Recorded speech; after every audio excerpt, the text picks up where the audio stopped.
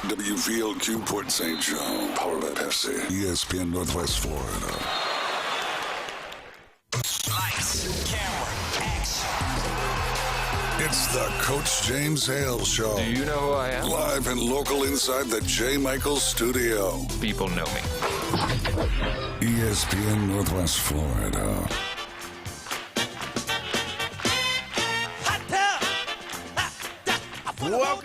Welcome in, everybody in Bay County. Brian Haddad sitting in for Coach James Hale on the Coach James Hale Show. Tuesday morning, Big John behind the board, getting the hot tub ready. And we've got somebody back in the hot tub after a week at Disney. No, not a week, but pretty close. Well, a day feels like a week down at Disney. Jim Brandt, how you doing? I'm doing good. Excellent, excellent. Ethan Boyd hopefully is on the way, and hopefully he's got one of them little baggies with him today. Right. A little bit of breakfast there from Rudy's Barbecue. Ethan, if you're listening, turn around if you didn't bring any and get some in here. But we are looking forward to a great show today. Coach Hale will be back in the building tomorrow, and so your substitute teacher experience will be over at that point, but we're going to get through today. Got a lot of great stuff on the show today. Jim's got some good stuff on Florida State coming up. I'm sure we're going to rattle Ethan's cage about A&M. We got Andy Burcham, the voice of the Auburn Tigers, today at 8:15. Everybody's favorite segment, the Alabama Update. We're looking forward to an outstanding show.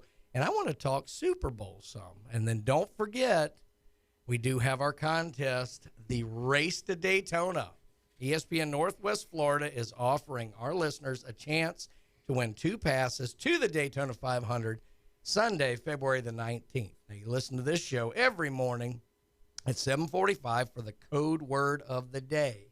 When you hear that code word, you're going to text, not call.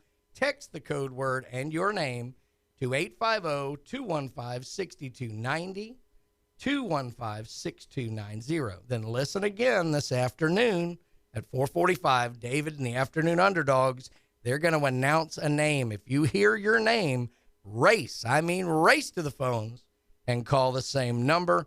However long it takes you to get that call in is going to be your qualifying time. And I can tell you, yesterday's 4 seconds. It's getting fast, so you better have it ready if you want to win your tickets to Daytona. That'll be coming up today at 7:45, your chance to go to the Daytona 500.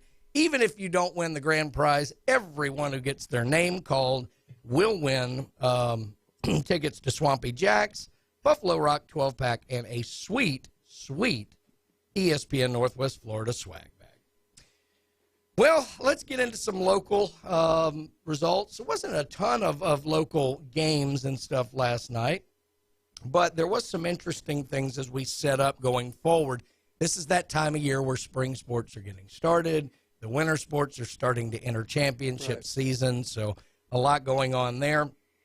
For soccer, a lot of the regional tournaments are now set. District tournaments just finished up, and Arnold, the boys in 5A, they're going to be hosting St. Augustine in the regional quarterfinals here on, I believe, Thursday. I could have that right. Okay. I think it's Thursday. Could be Wednesday. But Arnold is 17-0-2. So another undefeated season for the Marlins in 5A.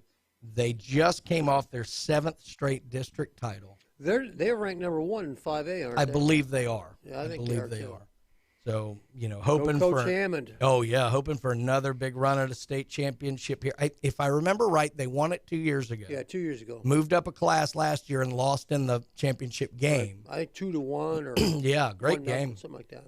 So congrats and good luck to the Arnold Marlins going forward. Bay High School's boys soccer team will also play in the regional quarterfinals.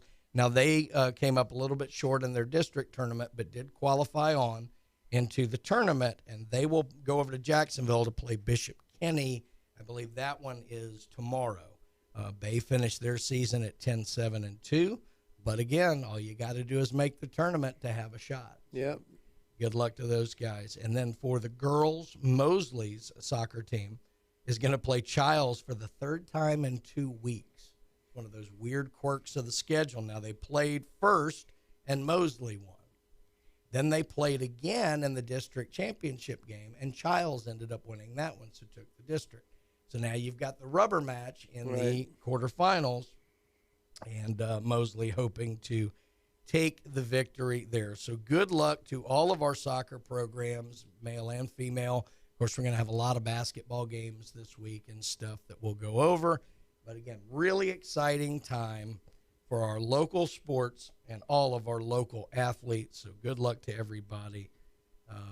Jim, I know you were involved with football and with track and things like that, but this is that time of year where campus is pretty busy on a high school. Oh, yeah. There's always something going on. You got softball cranking up, baseball getting ready to go. Weightlifting, boys, girls weightlifting, not guys, but girls weightlifting. Yeah, there's always something going on. Talk a little bit about, I'm curious as to this. Like, I've always done things from the club sports angle and not necessarily on campus with a high school. I think all of us appreciate the importance of playing multiple sports and being multifaceted and the things you can gain from that. But just from the management of the teams and all the perspective of everything, how difficult is it, like, say, for you as a football coach?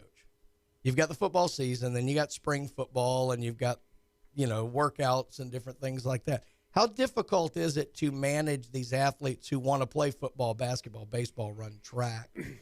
Well, it a lot depends upon the coaches involved. Sure. I'll give you an example. When I was at Cape Coral High School, we did football, and I was also the girls' track coach, and it wasn't a problem. But during spring football, they overlap. So I'm getting to the point where I was because I was coaching the girls, so the girls were getting ready to go ready for the state meet and the regional meet.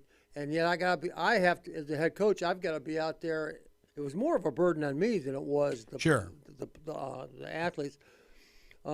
It takes some juggling. It takes some understanding on a point of everyone. Look, I've coached these kids all year. Now we get to the state meet, and who's coaching them? So yeah, that can be an issue if you let it be. But it never was. Coach Hale was always good about it. But yeah, the time element can definitely be difficult. Generally speaking, and I know every situation is unique, every personality is unique. Generally speaking, do the coaches of different sports kind of work together as it relates to those athletes? Or, right. Yeah, that's good. I know I've been around a few who maybe wouldn't in the past, but no, that's really good to hear. Well, I do want to get your thoughts on this, Jim. I read this yesterday. The SEC will be instituting a mercy rule in baseball now. Now, they've had this in play in the SEC tournament where they have a ton of games over a short period of time, and obviously time constraints are a little more worrisome, but they have now instituted a rule in all conference play where if a team is up 10 or more runs after 7 innings, they're going to call the game. What do you think about that? I think that's probably a good thing. I know when I moved to Florida in 1983, we didn't have any. I'm talking about football now. We didn't have any mercy rule, and we got some serious beatdowns put on us. But and then the state of Florida, in high school, they got smart and said, if you're ahead 35-0 in football, you get the running clock. I don't know what it is in basketball. They've got it in basketball too. So it kind of makes like that game the other day with the 49ers. Oh. Yep. And the Eagles, that should have been a mercy rule because once that second quarterback got hurt, there was no chance. They threw the ball one time, 2 times after. Right. Well, yeah, the last quarter and a half. I think there comes a point where common sense says there's no way this team's going to be able to compete, and just let's call it a day. Well, it was no longer an equal playing field, if you will, because they couldn't throw the ball more than 5 yards, and so it just became. You're not even the two teams aren't even able to play the same game. That was what was so miserable about that. So, one of the things we talked about in that was what's always bothered me is the fact that the NFL, which is the highest level of competition, highest level of athlete, this and the other, limits their rosters to 53, which never makes sense to me because you've added games. Right. There's another wild card round. There's the 17th game that you've added. These guys are constantly getting injured. Why not have a roster of 65? Look, colleges carry what, 85? Yeah, 85. Why not have a 85 roster? on scholarship, and there's always over 100. with the Right. walk-ons. So why not carry 65 or so you're not having to go out to a free agent who hasn't been with the club, Right. who you hope has been staying up on his own? That's a good point. I hopefully at some point they'll do that because to me, I'm a Browns fan. And God, the whole season they had guys just coming and going and they're not unusual. I mean, all the teams are like that. Right. Somebody's always. I mean, look at the Dolphins with Tua. Come one week in, one next week out. You know, this is Well, and the other 53 thing, people is not a lot. well, the other thing that would help that situation is there are sports like soccer mandates you carry 3 goalkeepers, and somewhat for the same reason of what we ended up with football. It's a specialized position that I did not know that. you can't just slot somebody in. I mean, you could, but it's going Right. to be evident they don't know what they're doing. We've seen it multiple times in football. There was a game a couple of years ago where Denver had to run like a running back at quarterback, and it was Right. just a miserable situation. But anyway, I think we've got a caller on the line. Caller, go ahead. Good morning. May God bless both of you. And I was telling Big John off air that 2 jocks are smarter than 1 egghead if they talk it out. But we were talking, you can't throw in the towel for the San Francisco 49ers because of ad revenue, but they should have. Throwing in the towel, that goes back thousands of years to wrestling and boxing and the Greco-Roman era. And it's sad that you can't because they were just going through the motions. Now, I want to say something about baseball, pro baseball. They used to talk on Mike and Mike about, they had a can thing every year where, what should we do about the baseball games that run too long? There used to be a time limit in baseball. Did you know that? You know what it was? Sunset, okay? Yeah, when baseball started, there weren't lights. Our feeling is that if a game goes 4 hours and it's tied, it should either be a tie on the books, or I'm talking about all the way to major leagues too, and replayed if it affects the standings. But I think that's one they might could put their arms around because baseball is, they just, I don't know about the ad selling, but anyway, keep up the good work. Keep talking about high school. I'll get off your air because I know you're going to have a guest probably is going to take up more time than I do. Let me clarify. Let me clarify about the mercy rule in high school. While you were talking, just made me think. When you're ahead 35-0 in Florida, state of Florida, for high school football, the game doesn't end. What happens is you get a running clock. Yeah. Right. Well, they could do that, but that's still got the ad revenue and pros. I have witnessed a state championship game where they ran the clock. Right. It's a sad thing. People make fun of it, but at least it's not 70-0 instead of 35-0. And I got one other thing for you, Coach, since you're from Ohio. How great was Otto Graham? I never saw him play. I didn't either, but the old timers, he played for 10 years and was in a championship game every year. That's kind of hard to beat, Yeah, and he also forced a merger between the upstart football league and NFL, which is rare. I mean, and they got Cleveland and Baltimore, the Colts, into the NFL. But I just wanted to mention, 49ers, right? I just thank you. He was a Coast Guard Rear Admiral. You think he's better than than General DeBerry? He was the athletic director and coach of the Coast Guard Academy. Boy, Air Force guy wouldn't like that, would he? Yeah, probably I love not. y'all. We got more Air Force people listening than Coast Guard, but there's Coast Guard over there at the Navy base. Y'all know that, don't you? Yes, sir. All right, we'll keep it up. All right. Thank you, now. Mike. That's Mike.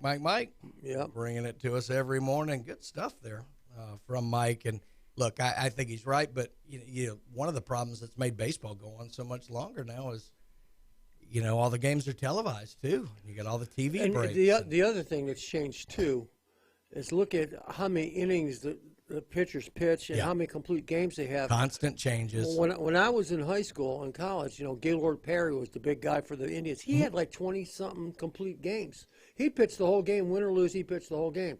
Now you get, this guy comes in for the right-hander, and then he gets a couple guys out, and then you get a left-hander to get this guy out. And you That's got part of it. You got like 8 or 9 pitchers pitching just about every game. And Gaylord Perry was never going to throw his arm out because as long as that Vaseline was on the ball, he didn't have to throw it. He was awesome. He was the only thing that they had. He won 24 games with a team that won like 75. He was awesome. It ain't cheating. Yeah, that's Don't okay. get caught. It Gaylord just Perry. means more. Well played, sir. Well played. Well, let's talk about our great sponsors here as we head to a break. J. Michael's Restaurant. They had the red beans and rice yesterday. It was absolutely great. They're going to switch over and go black bean quesadillas today. So you need to get out to J. Michael's Restaurant. They're on Thomas Drive. Best seafood, coldest beer you're going to find anywhere on the beach. Get out there and tell them you heard about them right here on the Coach James Hale Show. Blue Sky Express Car Wash. It does not look like February out here. No. It is nice outside. You don't want people pointing and making fun of your car. Now, they can't get rid of the dents in it like I got in mine, but they will make them look awful shiny. You need to get to Blue Sky Express Car Wash. They're on Back Beach Road over by Arnold High School. Get out there and see them today. And then Dr. Chad Mitchell, we had him in the building yesterday, as he is on every Monday. Look, if you have any kind of injury, shoulder, knee, anything like that, you need to go see Chad. He is the best in the area. He's been dealing with all the athletes in this area for well over 20 years. Dr. Chad Mitchell. When we get back, Ethan Boyd's in the house, Jim Brandt. We're going to talk about the Super Bowl, kind of our predictions, maybe a look ahead, see what we think is going to happen in the big game. Right here on the Coach James Hale Show, ESPN Northwest.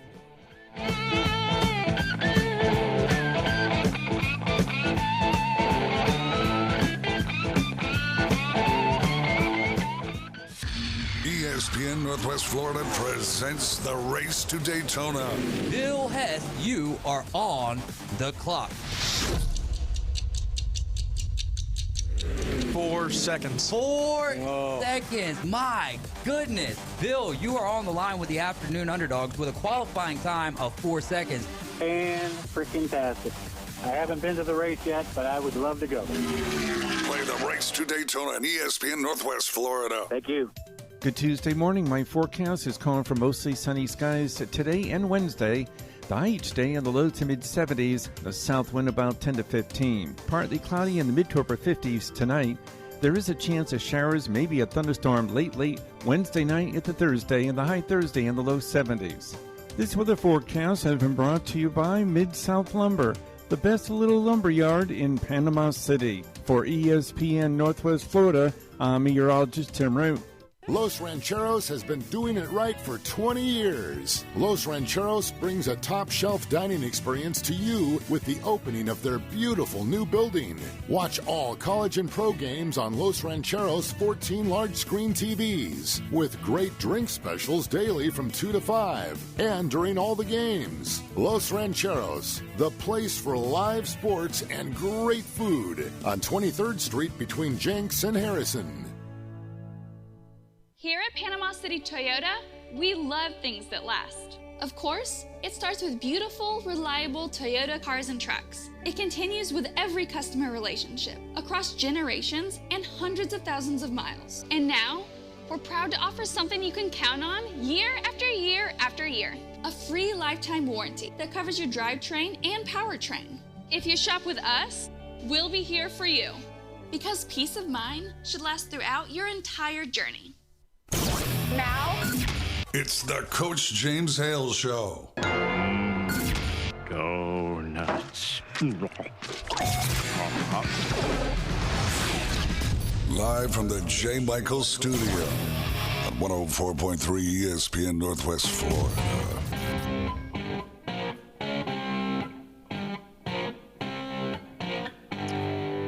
Coach James Hale Show. Smoke on the water. Smoke on the water. Deep Purple, baby. You weren't even born yet. See, that's why we have Jim in here. Richie Blackmore, lead guitar. Yeah, tell us about riding with Hale and listening to Pink Floyd. Oh. We'll get that story tomorrow, I'm sure. But anyway, back here, Brian Haddad sitting in for Coach Hale again.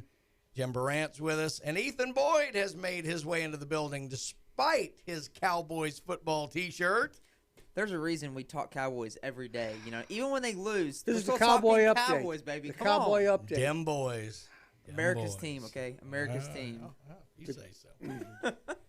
So anyway, well, let's get into. I mean, look, we're NFL. Let's segue into it. Let's talk about the Super Bowl copyright or the big game, as everyone has to call it this week. But look, I mean, let me start with this. Obviously, they were the top seeds in each conference. The AFC, it was a little more, I don't know. I mean, I guess the NFC, it came down to the last week, too. Did the right two teams make the game? In my opinion, yes, for sure. I mean, there was a lot of push for the Bengals, because they got Joe Burrow. Yeah, Joe Burrow is really good, and yeah, they got really good receivers, and yeah, they're really well coached, but their offensive line, not so much. I'm a Browns fan. It doesn't bother me to see the Bengals lose, but just also as a fan, I want to see Joe Burrow have a career. Yeah. I'm afraid he's going to end up like Luck did, and everybody's going to say, the heck with this. I'm 29, 30 years old. I can't walk. I got knee replacement. He gets sacked like 5-6 times every game. Yeah. It's at some point they got to slick that up. So, and then Mahomes is playing on one leg. He's the real deal. I mean, he had 300 yards on one leg. I mean, but I think the Eagles are going to win. Okay. All right. What do you think, Ethan? Yeah, I think the 2 number 1 seeds made it. So it makes sense. Now, obviously, I think Eagles has been the best team all year. So I think NFC wise, yeah, AFC probably could have been Chiefs, Bills, or Bengals, but the Chiefs were hottest at the right time. So yeah. Well, let's talk about the matchups then. Obviously, a lot of the talk is going to be on Patrick Mahomes' ankle, but I think we saw he didn't appear limited to me, but it was evident when that shot was wearing off. Yeah. Because about halfway through the third quarter, you could kind of see it. I don't know if 2 weeks actually makes it better or worse. I've actually heard in a lot of those cases, you get a little further out, it actually can be worse in the healing process. So I don't know, but let's look at the matchups here. What do you see in terms of kind of matching up games that you've watched with Philly? Where can Kansas City exploit Philadelphia and maybe vice versa? Well, everybody's saying that, Philadelphia's DBs aren't that good, but their front seven is really good. I mean, they have 4 guys with over 10 sacks. I mean, that's unheard of. And they got another guy I think's got 8. They're 4 sacks away from the all-time NFL record, going to break the Bears. When you start breaking 85 Bears defensive records, that's saying something. Mm-hmm. So they're only 4 away from that. So if Philadelphia gets pressure on them, which I think they'll be able to do, and if you think 2 years ago how it went against Tampa, and Tampa just manhandled them on the line of scrimmage. But I don't know if that's going to happen again. And then it's going to come down to, can Kansas City stop Philadelphia running the ball? Because their offensive line is out. The Eagles' offensive line, they get me excited as a former lineman and a coach. I mean, they're outstanding. They're not just good; they're outstanding. What do you see, Ethan? Yeah, I don't. It's there's a lot of things that lean the Eagles' way. Mm-hmm. You know what I mean? If you look at it by position group or strength weakness kind of thing, like it just seems like it leans a lot the Eagles' way. I think it's going to take a special game from Mahomes for them to win this game. I mean, he's going to. I'm not saying he has to be perfect by any means, but he's going to have one of those just breakout wonderful games. You look back, you're like, man, that was a fantastic game by quarterback. Couldn't have played any better. Blah blah blah. For them to really have a chance, and I think defensively for the Chiefs, I mean, they got to be able to stop the run and force Jalen Hurts to pass. But even then, I mean, they got 2 great wideouts outsides. I just don't. Does that really make it any better?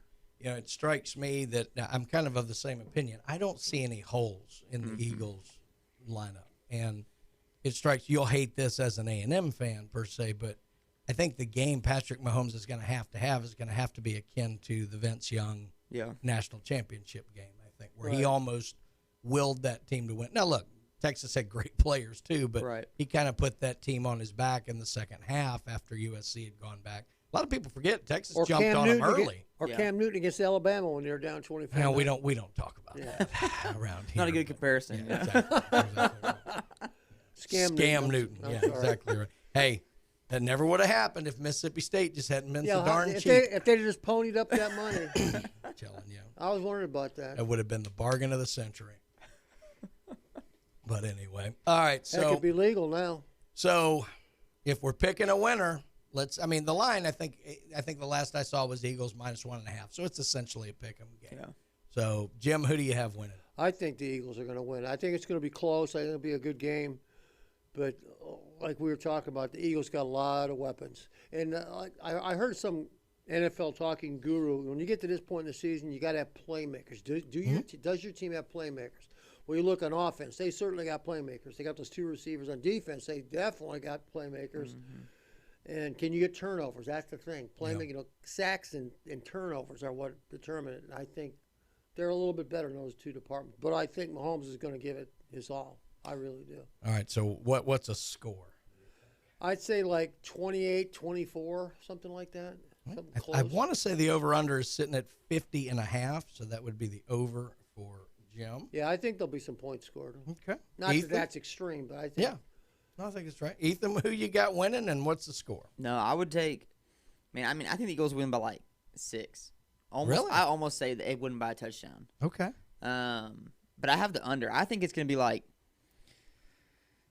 some crazy. It'd be like 22-26 or something. You know what I mean? 22, maybe 22-28. Yeah. Something like that. I don't think the Chiefs can score that much. I really don't. I think the Eagles are going to be that good, and they're going to be. I don't think they're going to control the clock a lot with the running game. Yeah. So I think Mahomes is going to have limited touches. Yeah, that'll be a big part of it too. See, I'm kind of the same opinion. I think the Eagles are going to win somewhat handily. 7 to 10 points. Mm-hmm. But I agree. I think it's going to be an under. I think it's going to be a real battle in the trenches in this game, and they'll probably, I'm sure, like every Super Bowl, there'll be a big turnover or two or something. But yeah, I'd probably have the Eagles maybe in the 23-14, 23-17 kind of range. Yeah. I don't know the Eagles are going to need more than that. This is not anything to do with the game, but who's performing at halftime? Does anybody? Rihanna will be there at halftime. And is it going to rain? Well, no. Where's the rain, game? right? Where's the game this year? On Arizona, isn't it? Yes, Arizona. Well, it never rains in Arizona. All right. Well, let's get through some of the real fun, because I've had friends who've been in Vegas during the Super Bowl, and they say like through the middle of the second half, every play has half the room cheering and half the room booing because of all the prop bets. Well, here's just a few of them. So here we go, and I need y'all's take on this. The coin toss, 50-50, although I did lose the coin toss 7 years in a row, so it can be done. Jim, what do you have? The best bet in God. What, the team that's going to win? No. It's going to be heads or tails. Oh, heads or tails? I'm going to say tails. Oh, yeah. Jim's sister. Yeah, no doubt. Tails. I always go tails, Always go tails. so y'all are in trouble. And which team will win the coin toss? I believe Kansas City gets to call it. I could be wrong on that, but I believe. I'm going to say Kansas City wins the toss and defers to the second half like they always do. No, Eagles. Eagles win the toss. Yeah, I think Kansas City takes heads and the Eagles will win it. I think we've got another phone call. Who do we have on the line with us this morning? Hey, it's Will. How you guys doing? Hey, Will. What's going on, brother? Man, I'm getting ready to go to Biloxi, and I've been torn about who I'm going to pick for this game. And I'll tell you what, after listening to you guys all take Philly and the under, I think I'm going to take Chiefs and the over. That's how it goes. That's how it goes. When the commentators all go one way, I know it goes the other. Well, I just came back from Biloxi, and I didn't love. It wasn't a bet I really loved, so I didn't drop one. Plus, I was busy spending my money in other places. But, I think that's probably a good play to go completely opposite, especially when we're all in agreement here. Normally you can pick the winner. I mean, darn the spread, you can pick the winner normally. I don't have any clue who's going to win this game. Yeah. I mean, it's just we're going to have a good Super Bowl, I hope. Yeah, I mean, that's it. Honestly, normally I would like a money line play in the Super Bowl to pick a winner, but there really wasn't a good money line advantage one way or the other. I think you were laying 140 on the Eagles, maybe plus 105 on the Chiefs, which is not worth going after. So really the play might just be the safe play of taking either Eagles minus 1.5 or Chiefs plus 1.5. I mean, it just might be the easy bet. And you always throw a few prop bets out there just for fun. So. Oh, it's just like I was telling you guys yesterday evening when I called in. A buddy of mine went out there. There was like 36 bets that were 10,000 to 1. Yeah. And he put anywhere from $25 to $100 on each one of them. And he hit Patrick Mahomes no touchdowns in the Super Bowl at 10,000 to 1. As long as we're talking about betting, is that guy from Houston gonna throw some big money out there? Mattress Mac. Yeah. I don't know. They haven't said anything about him putting any on the Yeah, Super Bowl. he usually only gets involved if there's a Texas team involved. Yeah. Yeah, he's usually only involved if there's a Texas team. Some serious coin. I'll tell you what, though, Houston, though. Yeah. He will jump on. He's very loyal to the hometown. Well, and he actually lays a lot of those bets in Biloxi. Yeah. He comes over and does Yeah. them there. Yeah. Well, Will, we got to head to a break, man. Appreciate the call, and good luck over there. Take some of my money back, will you? No, we lose him. Oh, okay. Well, he's busy. He's got to go get my money back from Biloxi. That's right. Actually did well this time, so no, they know. They'll find me. They'll bring me back. Well, no better break. time to go than Super Bowl weekend, you know? Oh, yeah. No, absolutely. It's an absolutely great time, and the sports books will be hopping this weekend, that is for sure. Well, we're going to come back. I want to go through some more of those prop bets with you guys, and we'll talk a little bit of A&M as well. But let's talk right now about some of our great sponsors. Chuck Tucker, South Oak Title and Closing. Look, a lot of real estate deals going down in this area. The one thing you don't want are problems at closing. It can just sour the whole experience. That's why all of the top realtors in this area use Chuck Tucker, South Oak Title and Closing. Dr. John Ward with Dermatology Specialists of Florida. You need to make sure that you get out and see him. We live in paradise. We don't need to become a skin cancer statistic. 5 minutes could save your life. So make sure you get out and you see Dr. John Ward, Dermatology Specialists of Florida. If you're listening to us right now, there's an office near you. And who better than to talk about our next sponsor than the man himself, Ethan Boyd. Tell us what's going on down at Rudy's Barbecue. Yeah, just gearing up for obviously the big game this coming weekend, and just group orders, catering, stuff like that, and breakfast tacos during the morning, and brisket or turkey, lunch and dinner. Yeah. Seeming to see a lot more people on the beach this week. Have you noticed a little uptick? This past weekend with Mardi Gras and the fireworks, stuff like that, it was actually a pretty good weekend. Outstanding. Outstanding. We'll get out there. The other thing about Rudy's that I can say for sure, that is the friendliest staff anywhere down here on the beach. They are wonderful, wonderful people, willing to help you. Sometimes you go in, it's a big place. You go in there, you get a little lost. They're happy to help you out, and just you really do a good job hiring your people. So I wanted to say that. And to all the workers at Rudy's, you're welcome. Make Ethan give you a raise.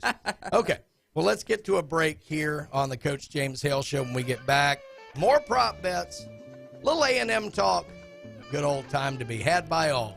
On the Coach James Hale Show, ESPN Northwest Florida.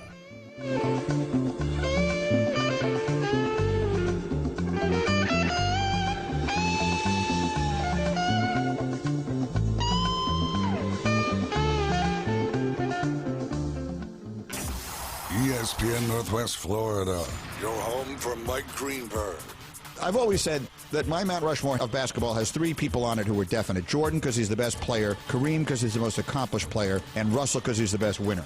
You could fight over the last spot. The options for that would include Magic Johnson, Kobe Bryant, LeBron James, Oscar Robertson, Wilt Chamberlain. I don't know how you don't make it LeBron now. Weekdays 2 to 4, ESPN Northwest Florida. Did you know that fees associated with real estate closings are virtually the same from one title company to the next? So what sets South Oak Title apart? Effective communication, customer service, expertise, and technology. If you're buying or selling real estate, refinancing a residential or commercial property, tell your realtor you want to close with South Oak Title. South Oak Title, with locations across the Southeast, including Panama City Beach, Inlet Beach, Destin, and Fort Walton Beach. Visit them online at southoaktitle.com. 104.3 ESPN Northwest Florida are proud members of the Panama City Beach Chamber. We'd like to welcome the newest members to the Beach Chamber. Beach Nutrition, PCB, 850 Prepped, Low Tide Tours, Life's a Beach Realty, Yellowstone Team, Emerald Coast Cruisin', 850 Prepped, and the She Shack Boutique. Congratulations from the area's only sports radio station, 104.3 ESPN Northwest Florida. Do you know who I am? If he was the last person on Earth, I'm kind of a big deal. Mankind would still have a chance. We may have to repopulate the Earth. Now back to the Coach James Hale Show. I'm very important. Live from the J. Michael Studio at 104.3 ESPN Northwest Florida.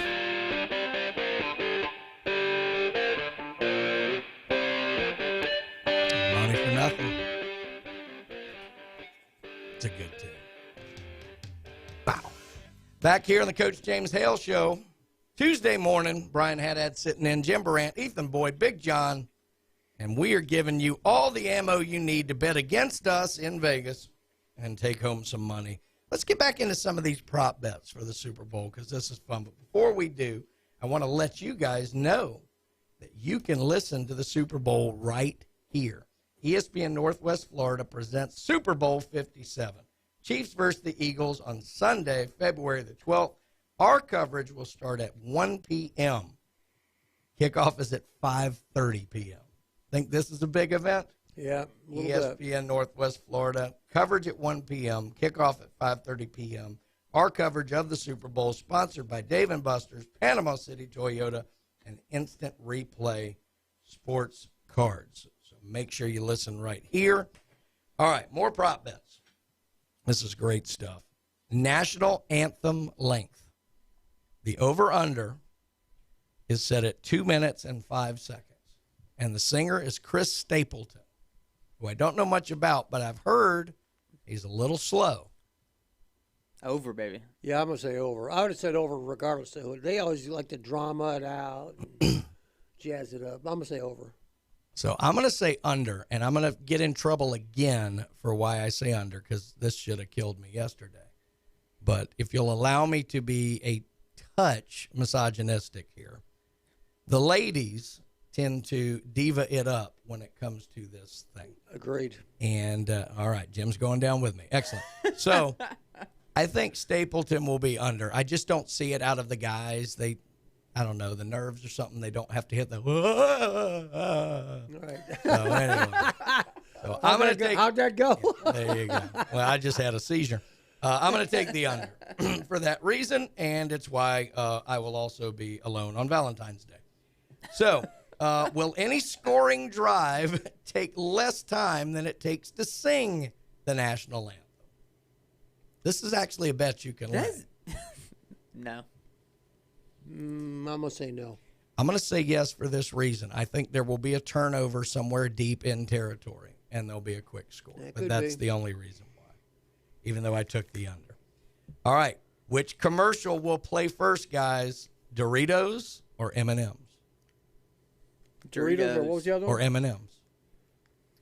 I'm going to say Doritos. Yeah, Doritos. See, I always go Doritos. Oh, yeah. It used to be you couldn't beat Bud Light out of the game. They would always win. Now, this year will be Ultra. You saw all the Caddyshack stuff, right? Yeah. Man. Excuse me. My favorite one still, and I'm curious to your take on this. We'll go on a bit of a tangent. I still love the Darth Vader, I think it was Volkswagen commercial. Yeah. Where he does it and he beeps the thing. That's still one of my favorites. Oh.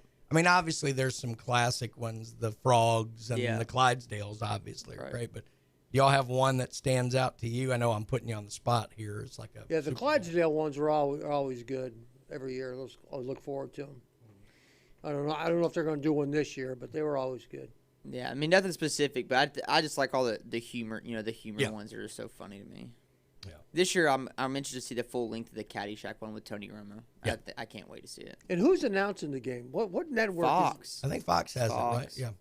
So you're gonna get Kevin Burkhead and Greg Olson probably. I'd like Greg Olson. I think he's good. But he's replaced by Tom Brady.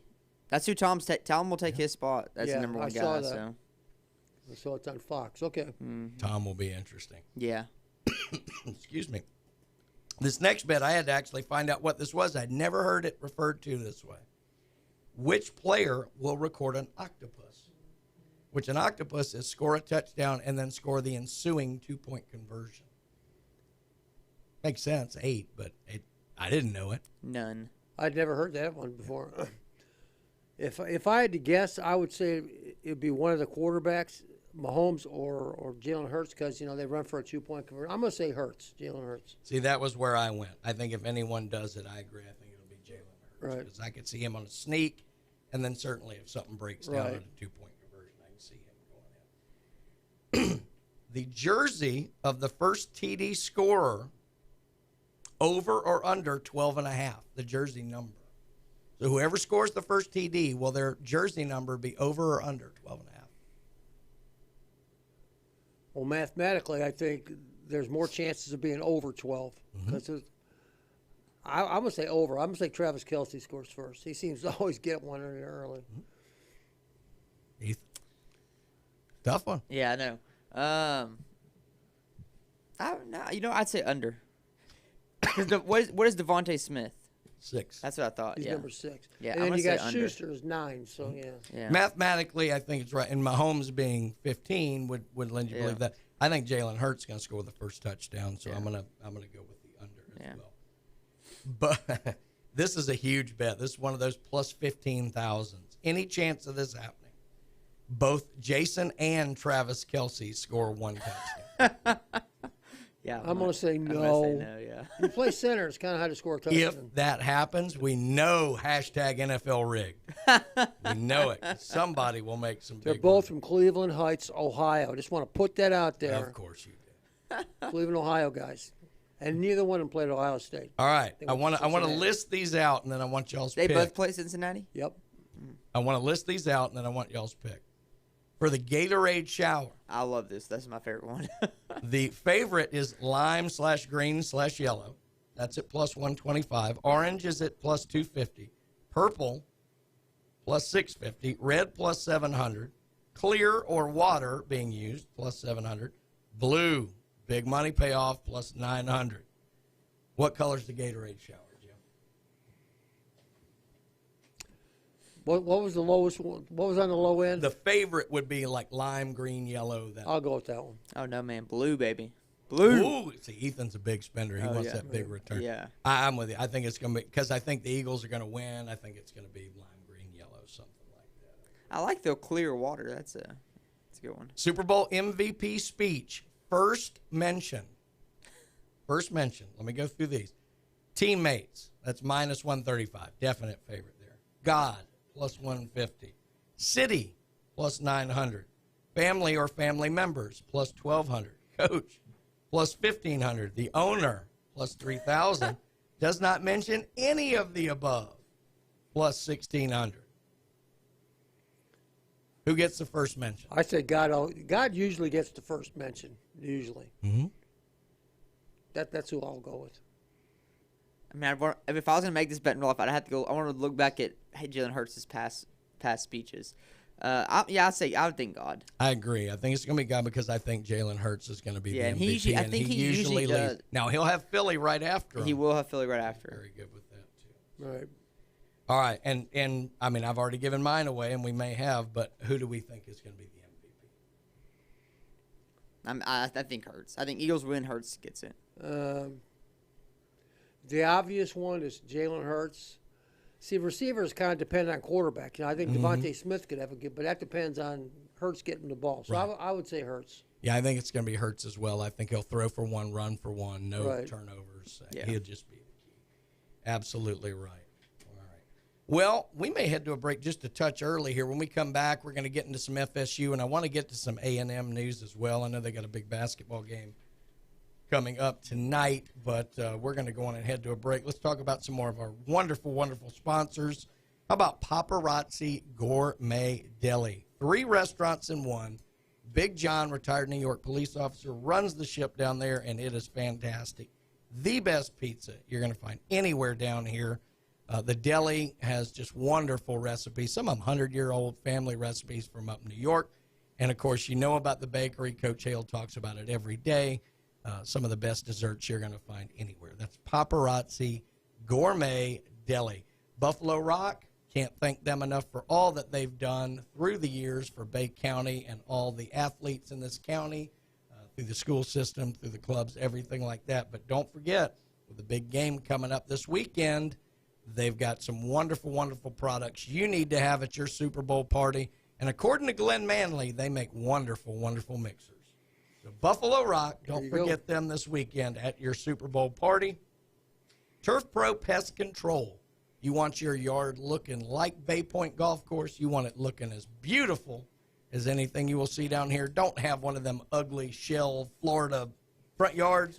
You need Turf Pro Pest Control. They will absolutely make your yard the talk of the neighborhood. Get out there and see those guys and tell them you heard about them right here on the Coach James Hale Show. When we get back, we're going to give you the word to possibly win a trip to Daytona to see the Daytona 500.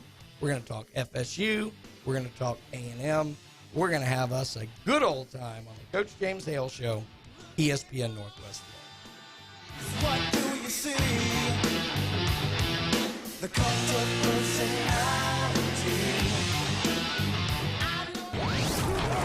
ESPN Northwest Florida is your exclusive radio home for Super Bowl 57. You gotta fight! Kansas City Chiefs versus the Philadelphia Eagles. This Sunday. Got one more. Listen to Super Bowl 57 in a rich audio experience you can only get on ESPN Northwest Florida. Coverage starts at 1. Kickoff 5:30 p.m. Super Bowl 57 is sponsored by Dave & Buster's, Panama City Toyota, Instant Replay Sports Cards, and ESPN Northwest Florida. Good Tuesday morning. My forecast is calling for mostly sunny skies today and Wednesday. The high each day in the low to mid-70s, the south wind about 10 to 15. Partly cloudy in the mid to upper 50s tonight. There is a chance of showers, maybe a thunderstorm late Wednesday night into Thursday, and the high Thursday in the low 70s. This weather forecast has been brought to you by Ellis Agency Insurance. For ESPN Northwest Florida, I'm meteorologist Tim Root. Game days are always better at Dave & Buster's. That's because more TV inches, more food and drinks, more space, and more fun make the game we all know and love more special. Nothing beats seeing your favorite team take the field on the two 12-foot big screens or 26 75-inch TVs. Throw in the arcade experience and you've got a winning atmosphere that no other sports bar can deliver. Follow the fun at Dave & Buster's, Panama City Beach on Facebook and Instagram. Eat, drink, play, and watch sports at Dave & Buster's. This Valentine's Day, shop that boot store for the perfect Western wear for that special Valentine. Choose from a huge assortment of boots, hats, shirts, belts, and more. All at the best prices and largest selection in the area. From the youngest to the oldest, that boot store has it. Next to Kia on 15th Street, Panama City. Open Tuesday through Thursday, 9 to 5. Friday and Saturday, 9 to 5:30. Remember Joe's motto, always put Jesus first in your life. Reach out, call up and just say hi. Give him a call. Phone lines are open. 850-215-6290. The Coach James Hale Show is taking your calls live and local. From the J. Michael Studio, 104.3 ESPN Northwest Florida.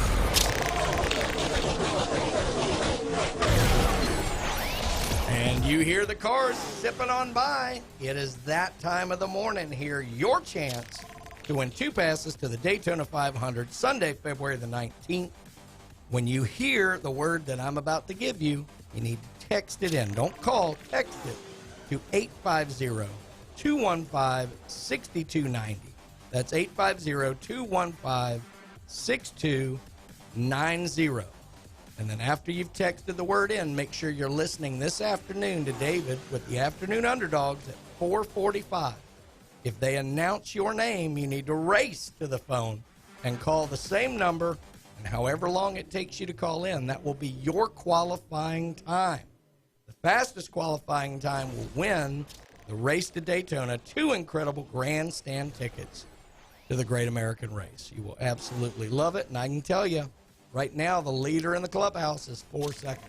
Wow. So you better be ready to get that in. But let's go on and give you today's code word. Get ready to text this in. Today's code word is Fan Zone.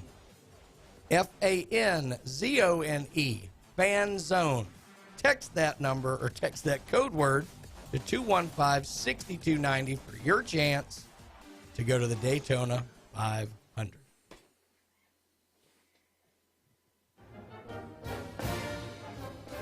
Florida State, Florida State, Florida State.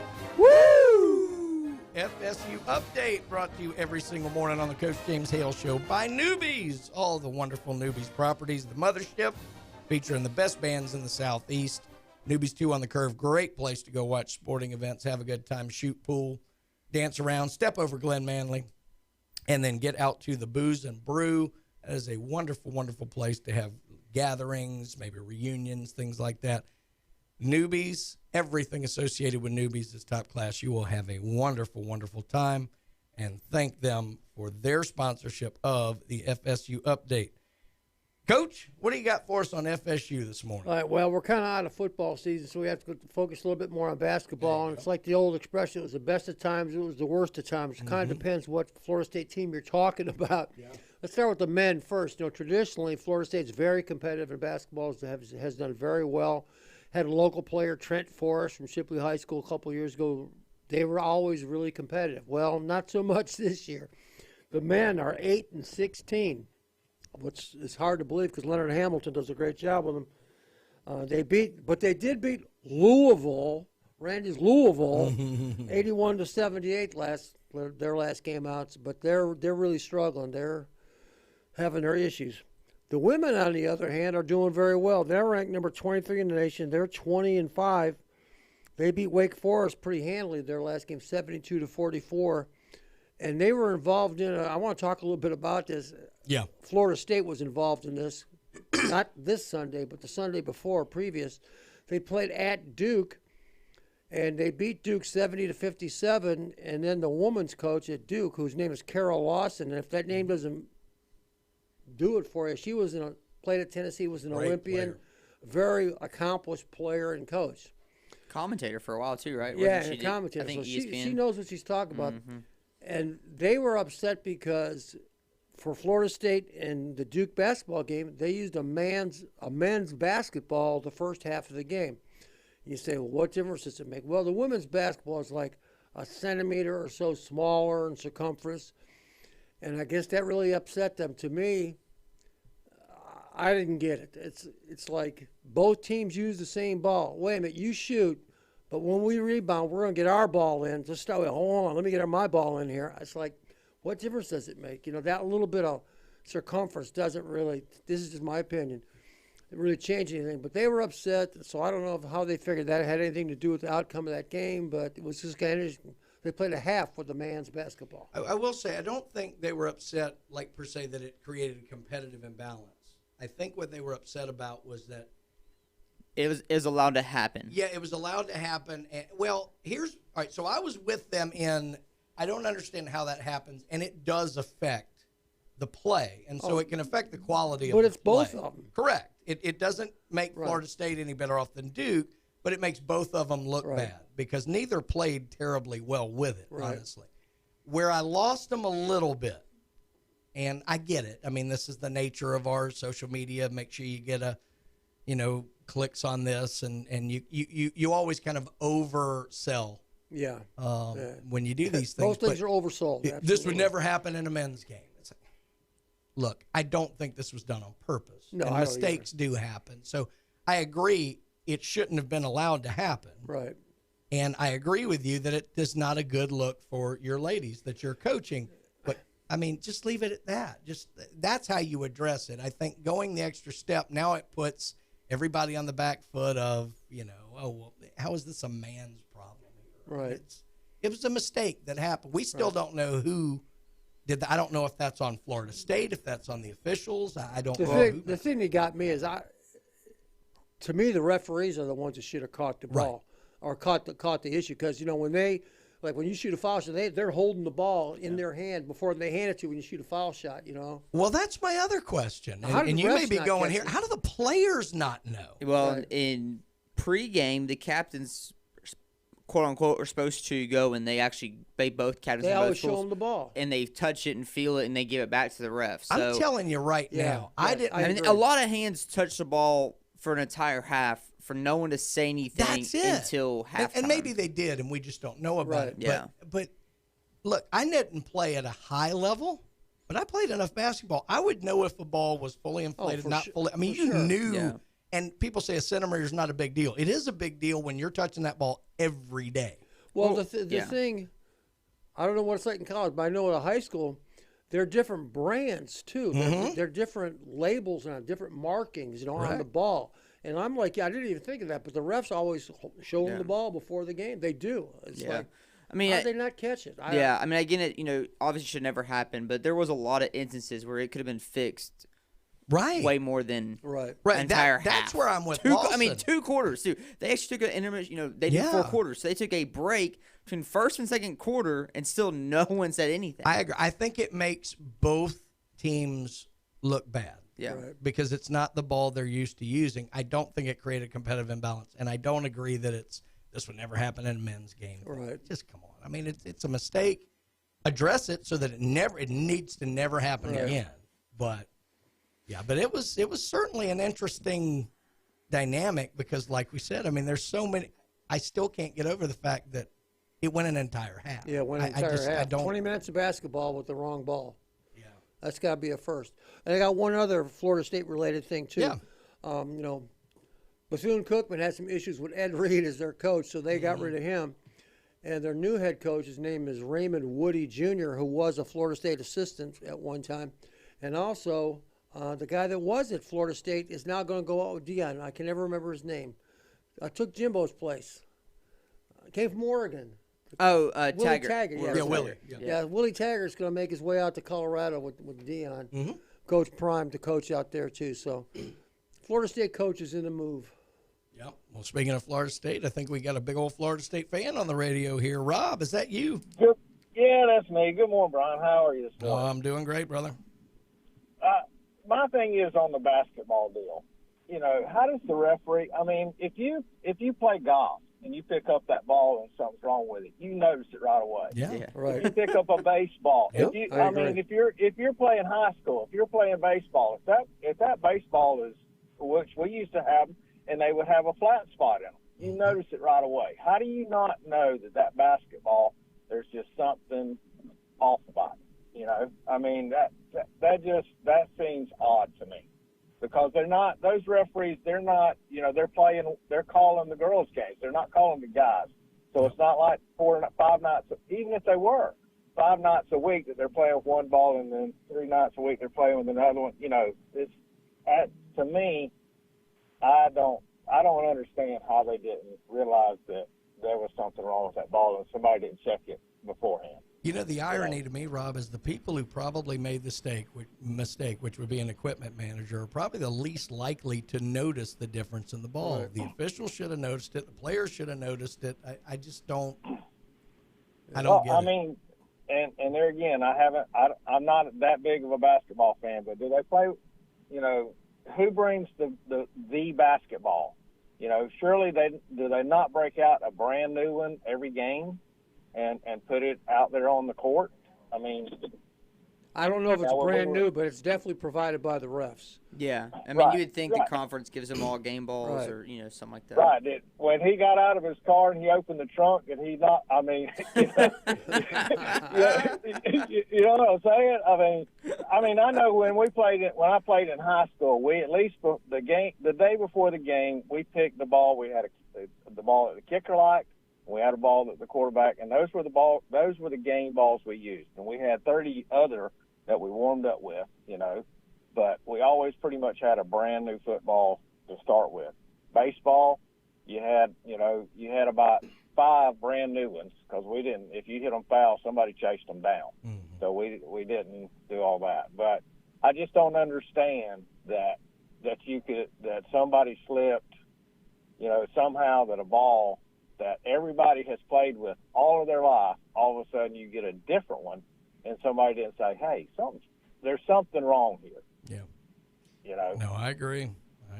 I mean, to me, it's as simple as somebody, if you order a Coke or a Dr. Pepper or Pepsi, or, you know, speaking of Pepsis and Buffalo Rock, but if you order one of them and they slip you a diet, you know as soon as it hits your lips that it's not something's wrong with it, you know? I know every time I try and order sweet tea at Rudy's, Ethan just gives me sweet tea. He's just trying to send me to an early grave with all that sugar. But well, you know, I drink my tea unsweet, no sugar. I just tell the girl, I said, just stick a Figner in it and sweeten it. Perfect. Appreciate you, Rob. We got to head to a break, brother. Good to hear from you this morning. Y'all have a good one. See you. All right. That's Rob. Well, let's talk about a couple more of our fine sponsors here. We're going to incorporate some A&M into the Alabama update. Excuse me. Man, I get to coughing this morning. Let's talk about El Rodeo Tequila Bar and Grill, their best Mexican restaurant you're going to find on Panama City Beach. El Rodeo Tequila. We got happy hour going all the time. Absolutely wonderful food. We heard Eddie talking about the chorizo pollo yesterday, which I don't really know what that is, but I mean, I think pollo's chicken, right? Yeah, I think so. Well, there we go. But I've had that like monster burrito. Yeah. Look, I like food. Y'all can tell by looking at me. It's the only thing I've ever had to take home. It was that big and it was that good. But you will absolutely love it. El Rodeo Tequila, they're on Thomas Drive. And let me tell you, after you're done there, you need to get out to Max Fit Sports Nutrition. Jason Kovaleski has the best products. If you want to look better, feel better, you want to get bigger, stronger, faster, you can try them before you buy them at Max Fit Sports Nutrition. They are located in Pier Park North, right next to Dick's Sporting Goods. Thanks again to Newbies for sponsoring the FSU Update. Thank you, Jim, for that. When we get back, we're going to talk some Alabama and maybe a little bit of Aggie ball. Let's see if Jimmy or we're going to see if Petrino and Jimbo are at each other's throats just yet. But that's all next on the Coach James Hale Show, ESPN Northwest Florida.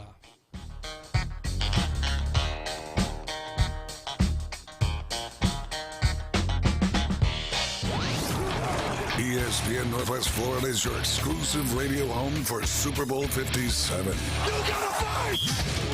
Kansas City Chiefs versus the Philadelphia Eagles. This Sunday. Got one more. Listen to Super Bowl 57 in a rich audio experience you can only get on ESPN Northwest Florida. Coverage starts at 1. Kickoff 5:30 p.m. Super Bowl 57 is sponsored by Dave & Buster's, Panama City Toyota, Instant Replay Sports Cards, and ESPN Northwest Florida. Good Tuesday morning. My forecast is calling for mostly sunny skies today and Wednesday. The high each day in the low to mid 70s, the south wind about 10 to 15. Partly cloudy in the mid to upper 50s tonight. There is a chance of showers, maybe a thunderstorm late Wednesday night into Thursday, and the high Thursday in the low 70s. This weather forecast has been brought to you by Earthworks of Northwest Florida. For ESPN Northwest Florida, I'm meteorologist Tim Root. Sykes Concrete has been in business in this area since 1947, and 3 generations later, they're still going strong. See Sykes Concrete for dirt, sand, rock, and concrete. They can handle any size job from the smallest to the largest. Sykes Concrete pays CDL truck drivers some of the highest wages in Bay County, making $50,000 to $75,000 a year, including holiday and vacation pay, plus health insurance. See Hugh Sykes at Sykes Concrete, 8030 Highway 77 on the right, just north of Southport Elementary School. WGSX Lynn Haven, WTOT, W271DN Mariana, WVLQ Port St. Joe, powered by Pepsi, ESPN Northwest Florida. Los Rancheros has been doing it right for 20 years. Los Rancheros brings a top-shelf dining experience to you with the opening of their beautiful new building. Watch all college and pro games on Los Rancheros' 14 large-screen TVs, with great drink specials daily from 2 to 5, and during all the games. Los Rancheros, the place for live sports and great food, on 23rd Street between Jenks and Harrison. Put down your natural light. It's time for the Alabama Update. The Alabama Update, weekday mornings at 8.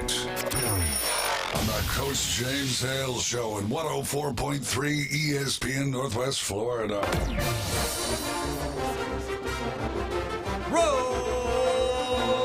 Why am I doing this by myself? Roll! Buckeye can't do this. Tide! Roll! I don't need you guys. John was doing it with me. Alabama Update brought to you every single morning on the Coach James Hale Show by Steverson Air Conditioning. Starting to warm back up, guys. Yeah, Thank God. Getting warm again. You're going to need to crank that AC. I keep going back and forth between heat and AC, you know. It's what they say with Florida. You don't like the weather, just wait a few minutes. But Steverson Air Conditioning, they are the best. You're having any trouble with your AC unit, make sure you get them to come out and get it checked out. They're not going to upsell you. They go and fix it. But, hey, if you do need a new one, it's one of the only things in life that will pay for itself. Steverson Air Conditioning, they are number one. Well, let's get into a little bit of Alabama here. I do want to pivot to some Texas A&M stuff here in just a bit with Ethan. But Nick Saban was recently interviewed by Bill Cowher, actually. They had a little podcast thing. And Nick talked about his what's called the fourth quarter. It's his off-season strength and conditioning program. And so he was meeting with his players kind of to preview this year's fourth quarter strength and conditioning program. And he talked about, usually he'll, give them a big speech or talk about things or whatever and how that does. But he said this year what he did instead is he showed them the start of a news conference that Jalen Hurts gave prior to the 2021 Eagles training camp. And in that conference, Jalen Hurts was wearing his 4 quarters T-shirt kind of under his pad in the workout. And they asked him about it, and Jalen said 4 quarters, commitment, discipline, effort, toughness, pride, fun shirt. And that was it. And so he just utilized that. And obviously with Jalen going on to the Super Bowl and everything like that, thought it was timely. But so the players really kind of connected with that here's a guy who not only is gone from Alabama, but went to another school and then to the NFL. But he's still, like, the idea being that work that he did in that Four Corners training program is what's gotten him to where he is. And Nick thought, what better way to get the point across to my players that this is important, that a guy who's off in the NFL making, big money and about to play in the Super Bowl would be, still connected to that work ethic. So I thought that was pretty neat in there. Basketball, Alabama basketball. It's a basketball school now, guys. It is. Yeah, it is. Yeah. Football's over. When you have a higher ranking in basketball than football's football, over. Yeah. John's not paying attention. Taking over for Kentucky, ruling the SEC.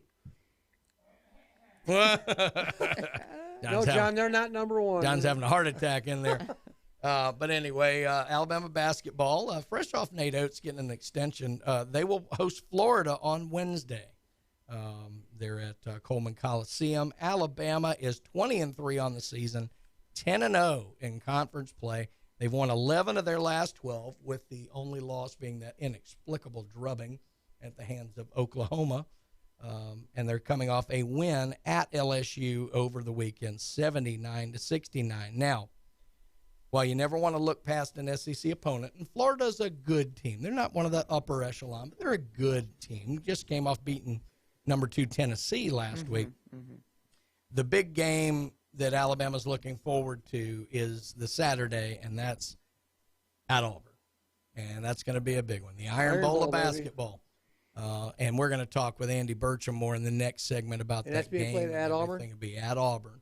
And then toward the end of the year, Alabama gets them to come in. So they haven't played Auburn at all yet. But after Saturday's game, then you're also on the road to Tennessee next week, midweek.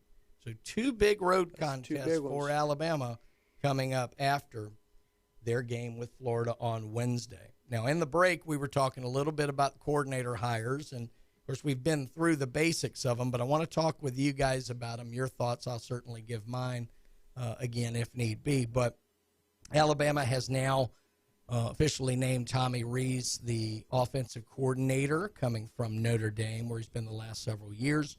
And then Kevin Steele, of course, will be the defensive coordinator, most recently from the University of Miami. But Steele having been at Alabama multiple times, having been at Auburn, having been at LSU, Clemson, Steele's Baylor as a head coach. Steele's been a lot of places, and darn near as old as Nick himself. So, Jim, I guess I'll start with you. You can go, either or both. What are your thoughts on the hires? I was really kind of surprised to see they got Tommy Rees, but I think it's a good hire. I think he did a really good job with Notre Dame's offense, because they were kind of stodgy there for a while, and he got them opened up pretty well. I think that's a good hire, and like Ethan and I were talking about off the air, I think it's because Nick wanted him because he's more of a running guy, and I think Alabama's going to have Milroe as their quarterback, who's more of a runner than a thrower. So that only makes sense. Kevin Steele, it's kind of like I was talking about before. It reminds me of kind of an NFL hire where you kind of recycle the same old guys, through the program. Mm-hmm. It's not that he's bad. It's definitely a safe hire, because he knows that he's not going to go rogue. He's not going to go off to plantation. He's going to do what he's told, and he's got a lot of experience, and it's a safe hire for sure. I just don't know how long he's going to be around. We were talking about that too. We don't know how long his contract is, but we'll see. He'll do fine. Yeah, I was trying to find out the contract. I couldn't find it anywhere. I don't know if they've released it or not, but yeah, the Kevin Steele. I kind of like I said. I mean, it's just a safe hire. I don't know. I'm not really. It's not like a bad hire. I just feel like Nick could have done a little bit something different. But I actually really like the Tommy Rees hire. Yeah. I'm actually really big on that. See, that's what I find interesting, because a lot of and I'm the same way, that a lot of the national media has not liked the Tommy Rees hire because it wasn't flashy, obviously. Look, Alabama was coming off of Lane Kiffin, Brian Daboll, Mike Loxley, Steve Sarkisian. Yeah. Bill O'Brien was very conservative. Bill O'Brien a lot of people forget, had 2 top 7 ranked offenses at Alabama. But it wasn't flashy. It wasn't imaginative, especially like Sarkisian's was. So I get it, but Tommy Rees, up until this year, and he and Freeman, for whatever reason, just did not mesh. Brian Kelly wanted him at LSU. Yeah. I mean, he was more of a Notre Dame guy. It made sense to me. I don't have a problem with Rees at all. I think it's actually is a good hire, and I'm actually surprised they got him. But I think Alabama fans are looking for the splashy hire. In a weird way, they haven't really had that. Kiffin was an analyst. He just got promoted from within. Right. Sarkisian, nobody was beating down the doors to get Steve Sarkisian when he brought him to Alabama. I mean, the first time he was in the rehab program literally, and I don't mean that as a joke, coming out of what he did for Southern Cal, and then the second time the Falcons had fired him. So, I mean, it's not like that. Loxley was promoted from within. Daboll came from, I think he was a quarterbacks coach in the NFL, did a year at Alabama, then he got the OC job in Buffalo. But I haven't really loved the Steele hire, and it's not that I dislike Kevin Steele as a DC. I think he actually has done a wonderful job as a defensive coordinator. I didn't like the way the whole thing broke out at Auburn, and maybe he got tied up in the what's the word I'm looking for? The booster battle. Yeah. That happened at Auburn, but I really didn't like that. But I read something interesting this morning that I hadn't really considered. And Nick Saban, if you look at his defensive coordinators back from the end of Steele, the first, because Steele was his first DC that first year, they've all been guys essentially in their 30s. Jeremy Pruitt was like 41, 42. Very pliable, because that defense, as we all know, is Nick Saban's. Right. Absolutely. And the thought has always been Nick has promoted from within younger guys that he could kind of manage. Kevin Steele doesn't necessarily appear to be that, but he and Nick have a history. Right. So do you think it's going to be the same thing, or is Nick going to turn over the defense to Kevin Steele? I can't ever see a situation where Nick turns it completely over to Kevin Steele. But I think here's a factor, too. I think I'm an Ohio State guy, as people know if you listen to me. Mm-hmm. I think the Alabama people wanted somebody, a name that they knew. I don't think the average Alabama person was really enamored with Golding, Pete Golding. Yep. It's like, who's it? I didn't know who. I'll be honest, I didn't know who he was. I had to look it up. So I think they were looking for a name that they knew, that they trusted. I think that's what Nick was. Look, I'm tired of people second guessing. I'm gonna pick a guy that everybody knows that's worked with me, and here's what it's going to be. But I don't ever see Nick turning it completely over to someone else. I saw Nick Saban speak a while ago, and he was bragging about himself, but it's really the truth. He goes, I've coached DBs for 40-something years, and at every level. And I was like, yeah, you have. You know, he knows what he's talking about. Now, can that translate to guys doing what he wants? Sometimes not so much. Certainly didn't work against Tennessee. They scored 49 points against Tennessee scored 52. So I think it was a safe hire. It was just he was looking for, I don't want to be second guessed. I want somebody that they know who knows what he's doing. That's what I think. Well, and, he was also, director of player personnel for a year or two, and he's obviously a big-time recruiter. So, I think what Kevin Steele brings to the table is going to be great. It doesn't seem like, I'm just surprised he went that route, I guess. I'm surprised Nick went that route. Yeah. But I don't know. And like you said, I understand the whole Tommy Rees. Everyone's kind of not really so sure about that. He's not, no Alabama ties, no Alabama name. Very kind of strange. But I think he is what Nick wanted. He wanted someone that's going to run the football, going to get tight ends involved, we're going to play smash mouth football. Yeah, right. Kind of like what Georgia has done with Monken. Right. And so I think that he's like, listen, like this is what we need to be.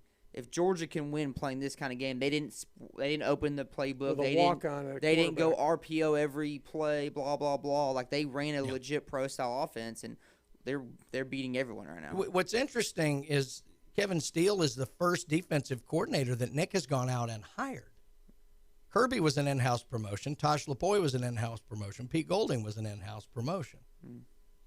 Jeremy Pruitt was an in-house. All of these guys were in-house promotions, so it's kind of odd. A lot of people had issues with that, and I was kind of one of them, and now he's gone out and actually hired and brought somebody in. Wasn't Kevin Steele at Florida State for a time, too?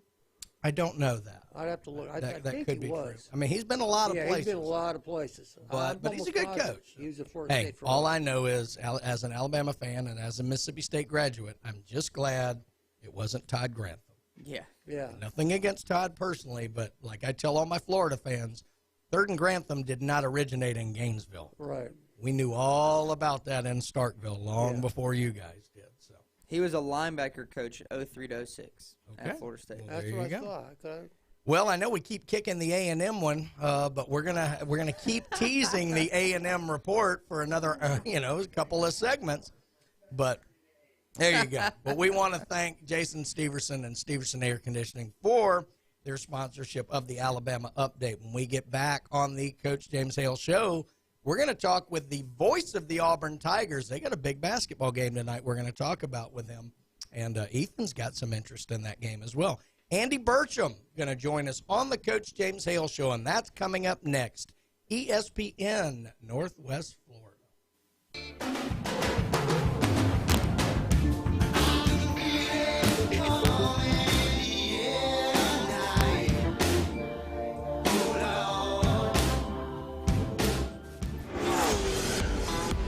ESPN Northwest Florida presents 500 miles of paint swapping, fender bending, tradition. Since 1959, the home of legends has been the Daytona 500. Listen in ultra-high fidelity on ESPN Northwest Florida. Good Tuesday morning. My forecast is calling for mostly sunny skies today and Wednesday. The high each day in the low to mid 70s, the south wind about 10 to 15. Partly cloudy in the mid to upper 50s tonight.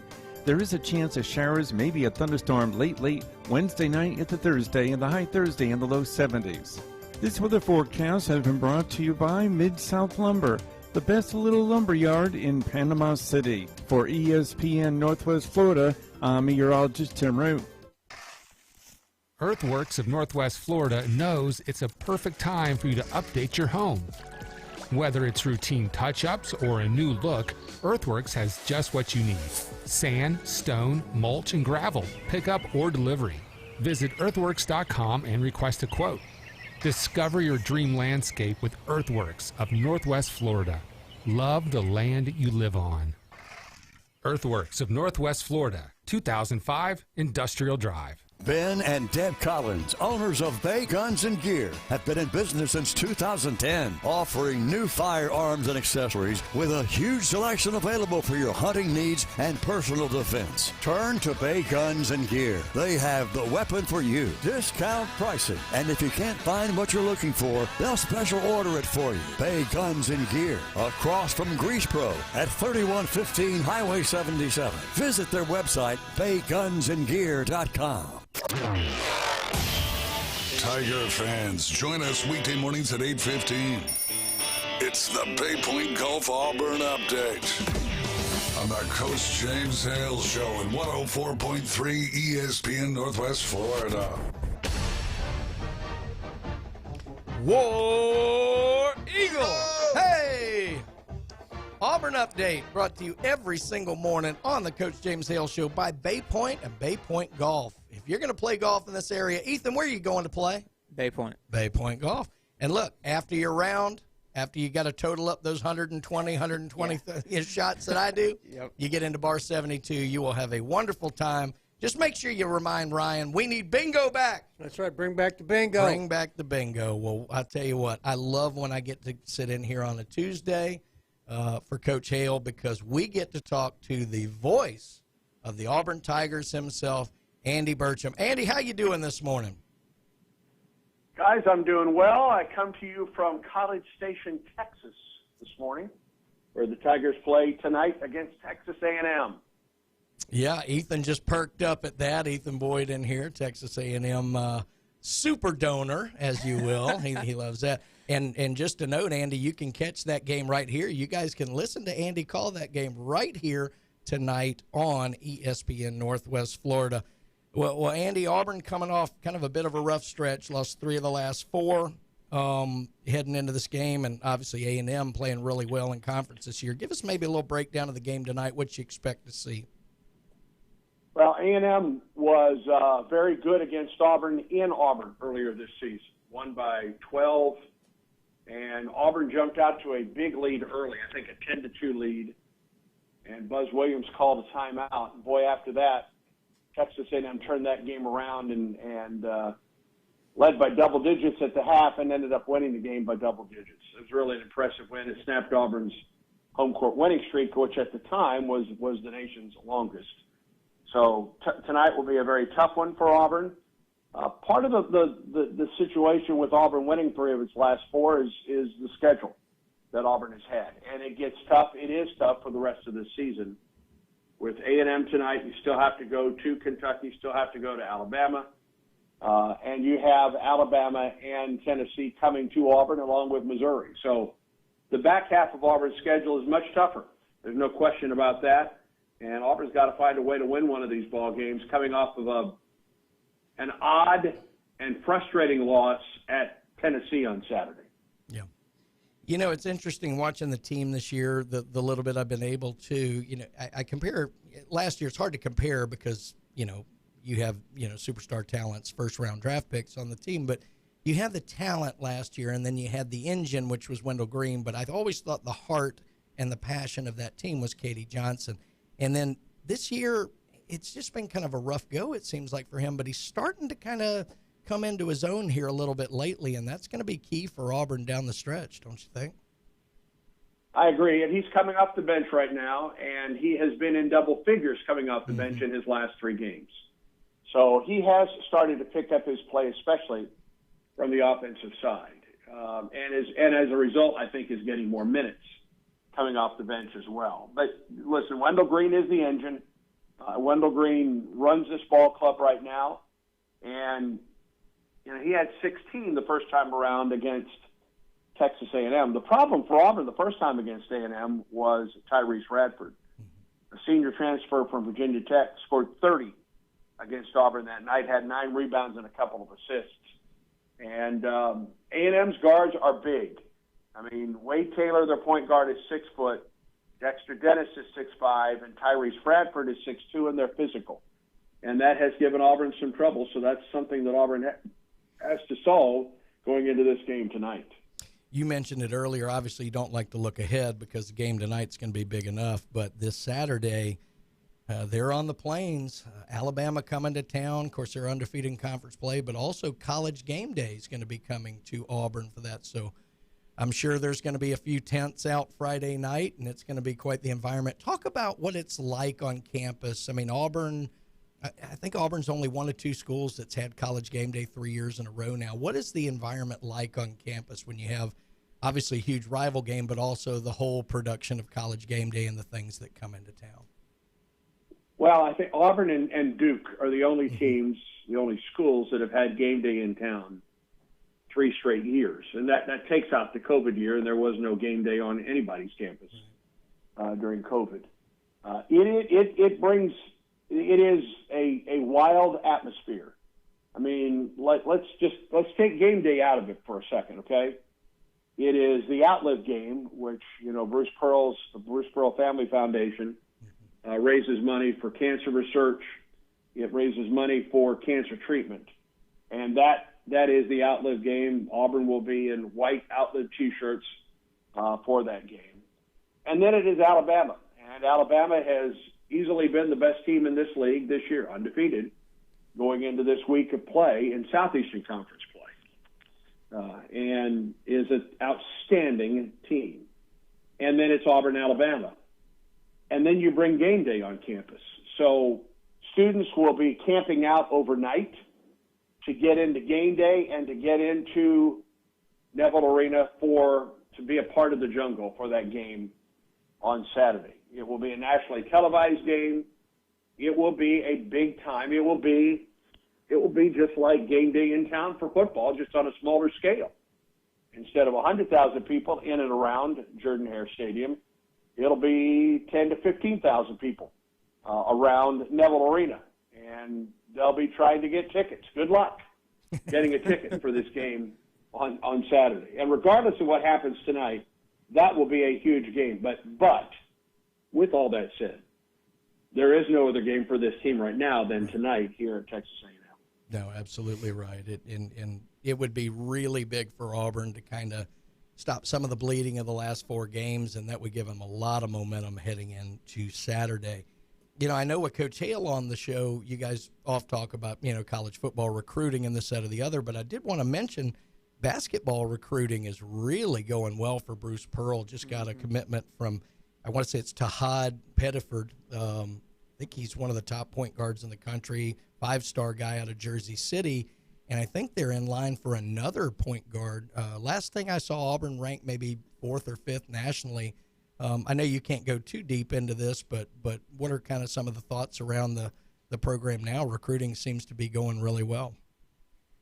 Well, Auburn has 1 signee so far and has 3 commitments. A big, and I mean he's a big, and then they have concentrated on guards and picked up 2 guard commitments last week, a point guard and then a shooting guard. And that's about as far as I can go. Yeah. With regard to that, because all they are is they're commitments right now. They're not signees. So Auburn has done very well on the recruiting trail. And recruiting is such in any sport, recruiting is such a moving target because you don't really know what your team is going to be like from year to year with the transfer portal and with the NBA at this point. And so it's just recruiting has gone very well for Auburn so far, no question about that. But it's got to continue that way. And then part of that will be what does the transfer portal look like after this season as well. Yeah.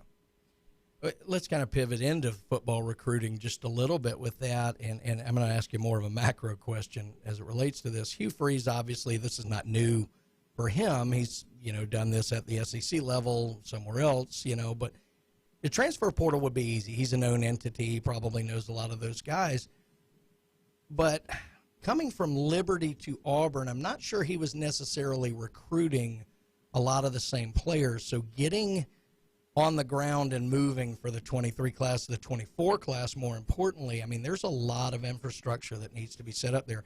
How critical is it that you have a guy like Cadillac Williams, other staffers that may still be around, and having established those relationships for Hugh Freeze to now move in and build upon those as he recruits 24, 25, 26?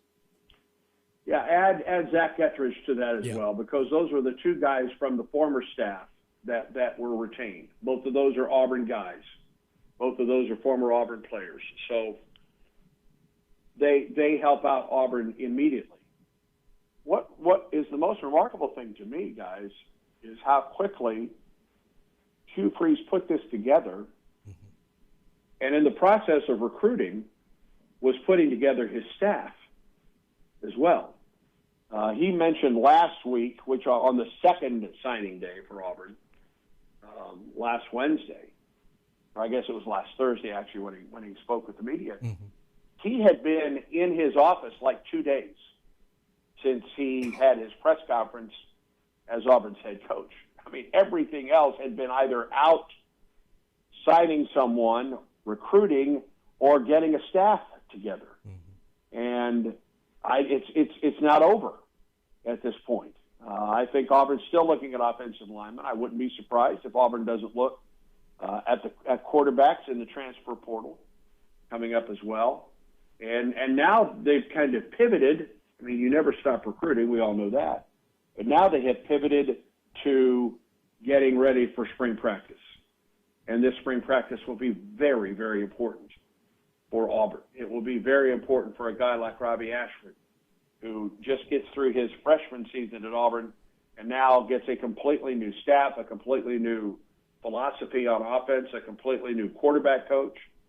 And so I am impressed with what Hugh Freeze has done in his short time on the Plains, and we'll be fascinated to see how this spring practice goes. I think it's one of the most important spring practices that Auburn has had, and you may have to go back to that first spring practice that Coach Dye had back in the early 80s. Well, certainly a lot of exciting things going on the Plains. Big basketball games. Baseball's about to start. Certainly got all the excitement of football. And you can listen to Andy call the game right here on ESPN Northwest Florida tonight. Andy, I know Ethan would be thrilled if you found your way to Rudy's Barbecue somewhere out there. Had a good time before the game. Andy, what are y'all going to do today in College Station?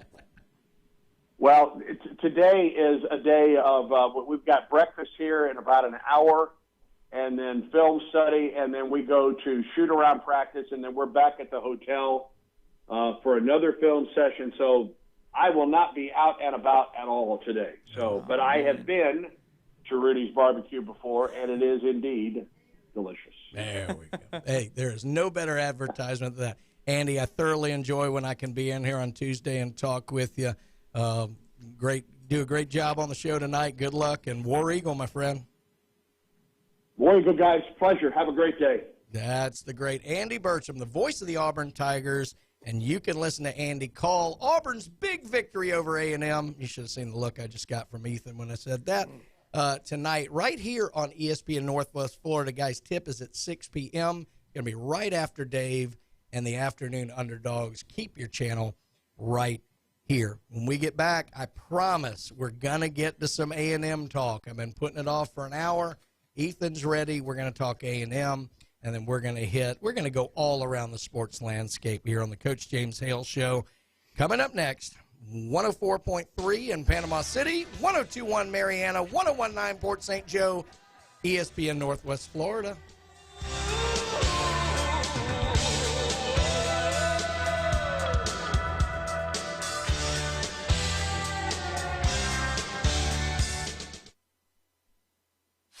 ESPN Northwest Florida presents the Race to Daytona. Listen to Coach Hale at 7:45 for the NASCAR keyword of the day. When you hear it, text the keyword and your name to 850-215-6290. Then listen at 4:45 to hear if we select your name. How long it takes you to call us back is your qualifying time. The fastest caller wins 2 tickets to the sold-out Daytona 500. Play the Race to Daytona in ESPN Northwest Florida. It's a new year to dream big and drive bigger in an SUV from Bill Bird Kia. Take the first step toward your next adventure and stop by Bill Bird Kia today. You'll find the perfect match in an SUV from Bill Bird Kia, now offering 3.25% APR for up to 48 months on the purchase of a new 2023 Kia Sorento. You'll get the perfect balance of comfort, safety, and technology. Bill Bird Kia is the home of the 20-year, 200,000-mile warranty. Stop by and see us anytime at 2435 East 50th Street, and also online at BillBirdKia.com. We'll treat you like family and give you the peace of mind you can trust. Offer from Kia Finance for the purchase of a new 2023 Kia Sorento with $22.22 per month per 1,000 financed at 48 months. Quantities limited. No down payment required. Cannot be combined with other finance offers. The 20-year, 200,000-mile warranty is a Bill Bird Kia warranty. See dealer for complete details. Offer for well-qualified buyers. Must take delivery from dealer stock through 2/28/23. Living on the Gulf Coast, we have beautiful beaches, clear water, and amazing marine life. Want to bring a piece of the ocean into your home or office with an amazing aquarium? Gulf Coast Aquarium, the area's only certified platinum CCHEM dealer. Their staff are all certified CCHEM specialists. Gulf Coast Aquarium can install, design, maintain, and finance your own piece of the Gulf. Gulf Coast Aquarium, powered by CCHEM, with over 40 years as a U.S.-based manufacturer of quality aquarium products. Online at GulfCoastAquarium.com. Gulf Coast Aquarium, where it's more than just a tank. If aliens showed up tomorrow and said, "Take us to your leader," you'd bring them to the Coach James Hale Show. Danger, Bill Robinson, danger. Live from the J. Michael Studio on 104.3 ESPN Northwest Florida.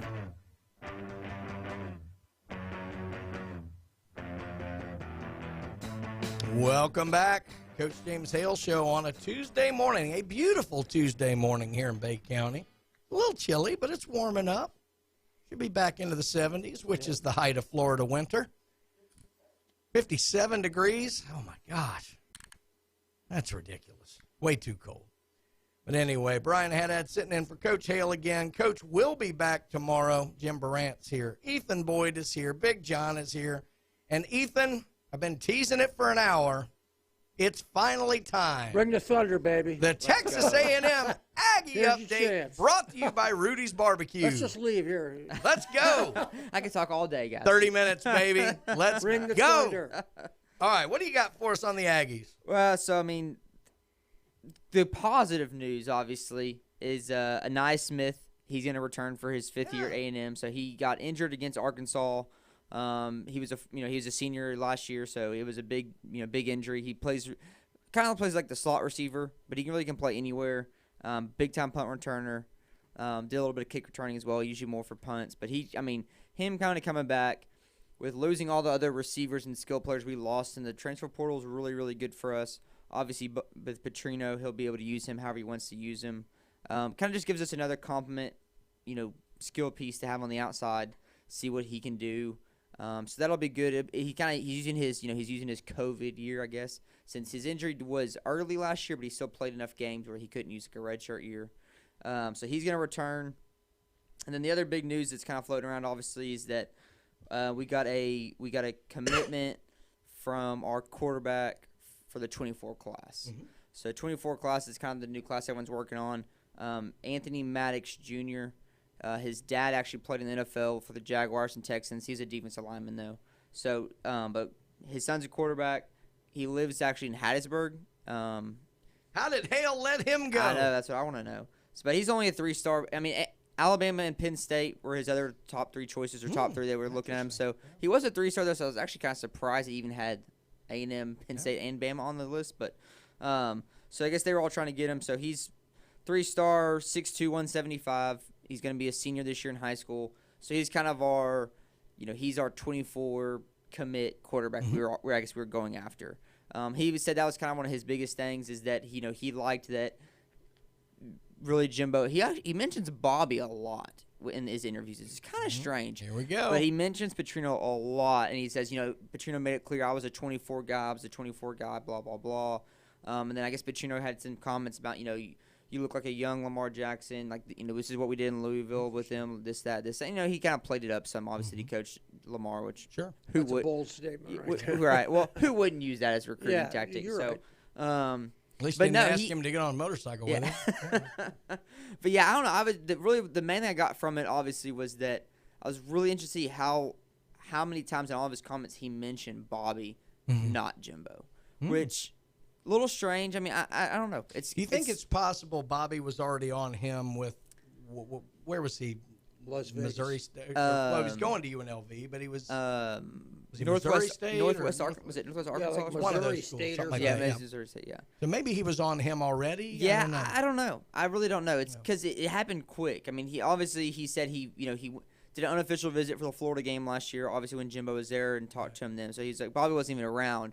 But he mentions him a lot, and a lot of his reasoning for committing was because of the way him and Bobby talked. Has there been any word on who's going to call? This is what everybody wants to know. So who's going to call the plays? Is Jimbo going to give it up, or is Bobby? It's Bobby. I mean, Bobby's going to be. I think from my understanding, what it looks like. We got a firm commitment from you on that. We can write it just down. I think you can put it in blood. Yeah, that Bobby Petrino's going to call the plays. It's going to be his offense. Okay. How long? Yeah. It's a good question. That's the next question. That's the question, honestly. And there's so many different ways this could go. Yeah, this could go very well. But here's the thing, and I talked about this with Coach Hale. It's such a weird dynamic because we always think, well, what if it goes bad? What happens then? But there's an equally interesting question. Well, what if it really goes well? Like if the offense is just killing it, does it become this is because of Petrino, we got dead weight at the HC. Yeah. I mean, will it turn that way? Again, it's the A&M fans? Well, it's hard because he's got 7 years and $79 million left or $75 million left on the contract. So it's kind of that's going to be a question that you just eat because it's fully guaranteed. You just eat the set. Even if Bobby's doing all the positive and good things in the program, you got to pay him. You got to pay Jimbo to either be there or not be there. Might as well just pay him to let him stay and let Bobby just run the offense. Yeah. It's so that'd be the hard question. I mean, we were both just looking at the schedule. I mean, we're at Miami for the second game. Yeah, I've got it here. And then the fourth game will be Auburn. Right. So I mean, those are kind of the first You got New Mexico, then at Miami, Louisiana, Monroe, Auburn, Arkansas, Alabama. It gets That's tough. a stretch. Yeah. So I mean, the first 3 games you think aren't going to be too bad. Obviously, going to Miami I'm pretty is sure not Auburn. easy. They're not, but I think got Auburn at home, which Yeah, helps too. You got Auburn at home. So I don't know. I mean, the good thing is we're obviously Naismith coming back. We returned 3. Our top 3 receivers came back, and then obviously the big one is just Connor Wegman, knowing he's a starter from the get-go. Which again, there's always a big thing with Max Johnson. I mean, he's obviously still there, and he's been around a long time. He's got a lot more snaps. Maybe he could beat out Wegman. I think if you ask most fans, they want to see Wegman again. Wegman seems to me to be more of a Petrino kind of player than Johnson, though. Yeah, I think so, 100%. Yeah, it would be him. So what do you think maybe, like looking at, you're going to know this A&M team a little more in depth than we would. Obviously, we know Anaya Smith. We know Connor Wegman. But where's maybe a surprise player or two or surprise position or two you think could really stand out for A&M this year? Honestly, I think we get back to running the football. And I think that was kind of the staple of the COVID year with us was with, Kellen Mond. He wasn't going to pass the ball 40 times a game. So I think it was, we were running the football, time of possession. That was kind of our staple that year. And that was what, Spiller and A-Chain and yeah. And we had the good offensive line, and it just, I think we can really get back to that. Our O-line was decimated so much by injuries last year. It's kind of unfair to say they had a bad year because a lot of the guys were not supposed to be starters anyways. Sure. So I think if the guys come back, they stay healthy. They're all by this time they're all juniors and seniors. They're not freshmen anymore. So I think they're really gonna have a rebounding year. My fear though is linebacker core on the defensive side. We're going to be fine. Our defense line's going to be fine. We had so many big-name recruits last year that they didn't play much, but they'll get their time. So they're bigger, stronger, faster, so they'll be better. The linebackers, though, man, we really need to get one from the transfer portal, and we did not get either one of the big positions filled. That, and then, honestly, the secondary, but we picked up enough transfers, and we have some younger guys. We'll be okay, but obviously 3 of our secondary went to the draft. So that kind of hurts, but I think we reloaded well with the UNC transfer. And then, some of the recruits we have are going to be older. But the linebackers, the one is just like, I don't even know where to start about who's going to be playing those positions next year. It's kind of rough. It's interesting. I'm looking at this. ESPN ran, I'm back away from the microphone, sorry, amateur radio here. ESPN ran a story here on returning production. Mm-hmm. For FBS teams in 2023. And that can be a little skewed because, a lot of times your top teams are going to be way down this list because so many of their great players are moving on and going. But what was interesting in looking at this, and I'll get into who was number 1 overall because that'll interest a lot of our listeners, but the top SEC team in terms of returning production is Texas A&M. Yeah. And so a lot of these guys coming back. Look, everybody talks about the players that left. Yeah. There was so much talent. There's still a ton of big-time talent there on campus, right? Yeah. And the biggest thing was you look at the people that left, and this was kind of, I think, why you didn't see a lot of people, or even Jimbo for that matter, like freaking out. Yeah.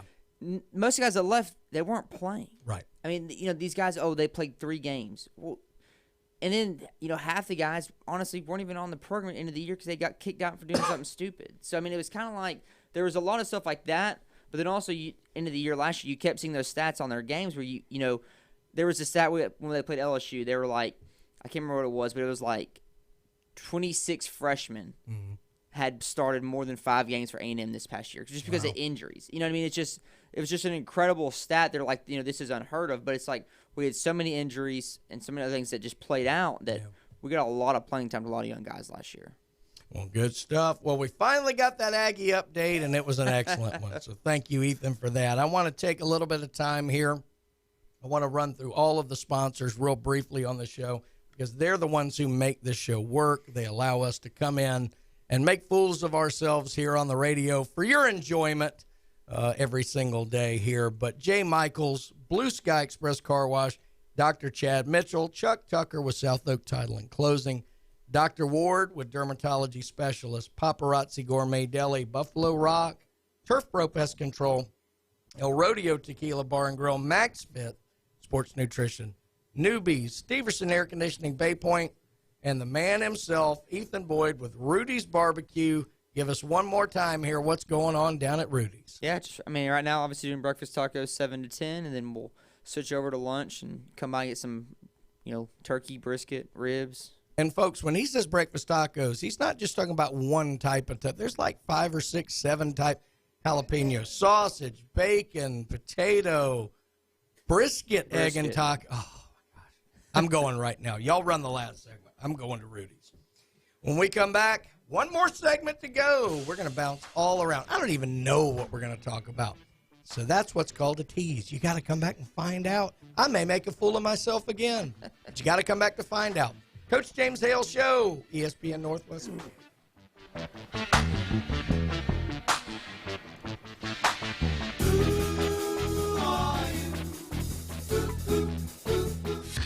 ESPN Northwest Florida presents the Race to Daytona.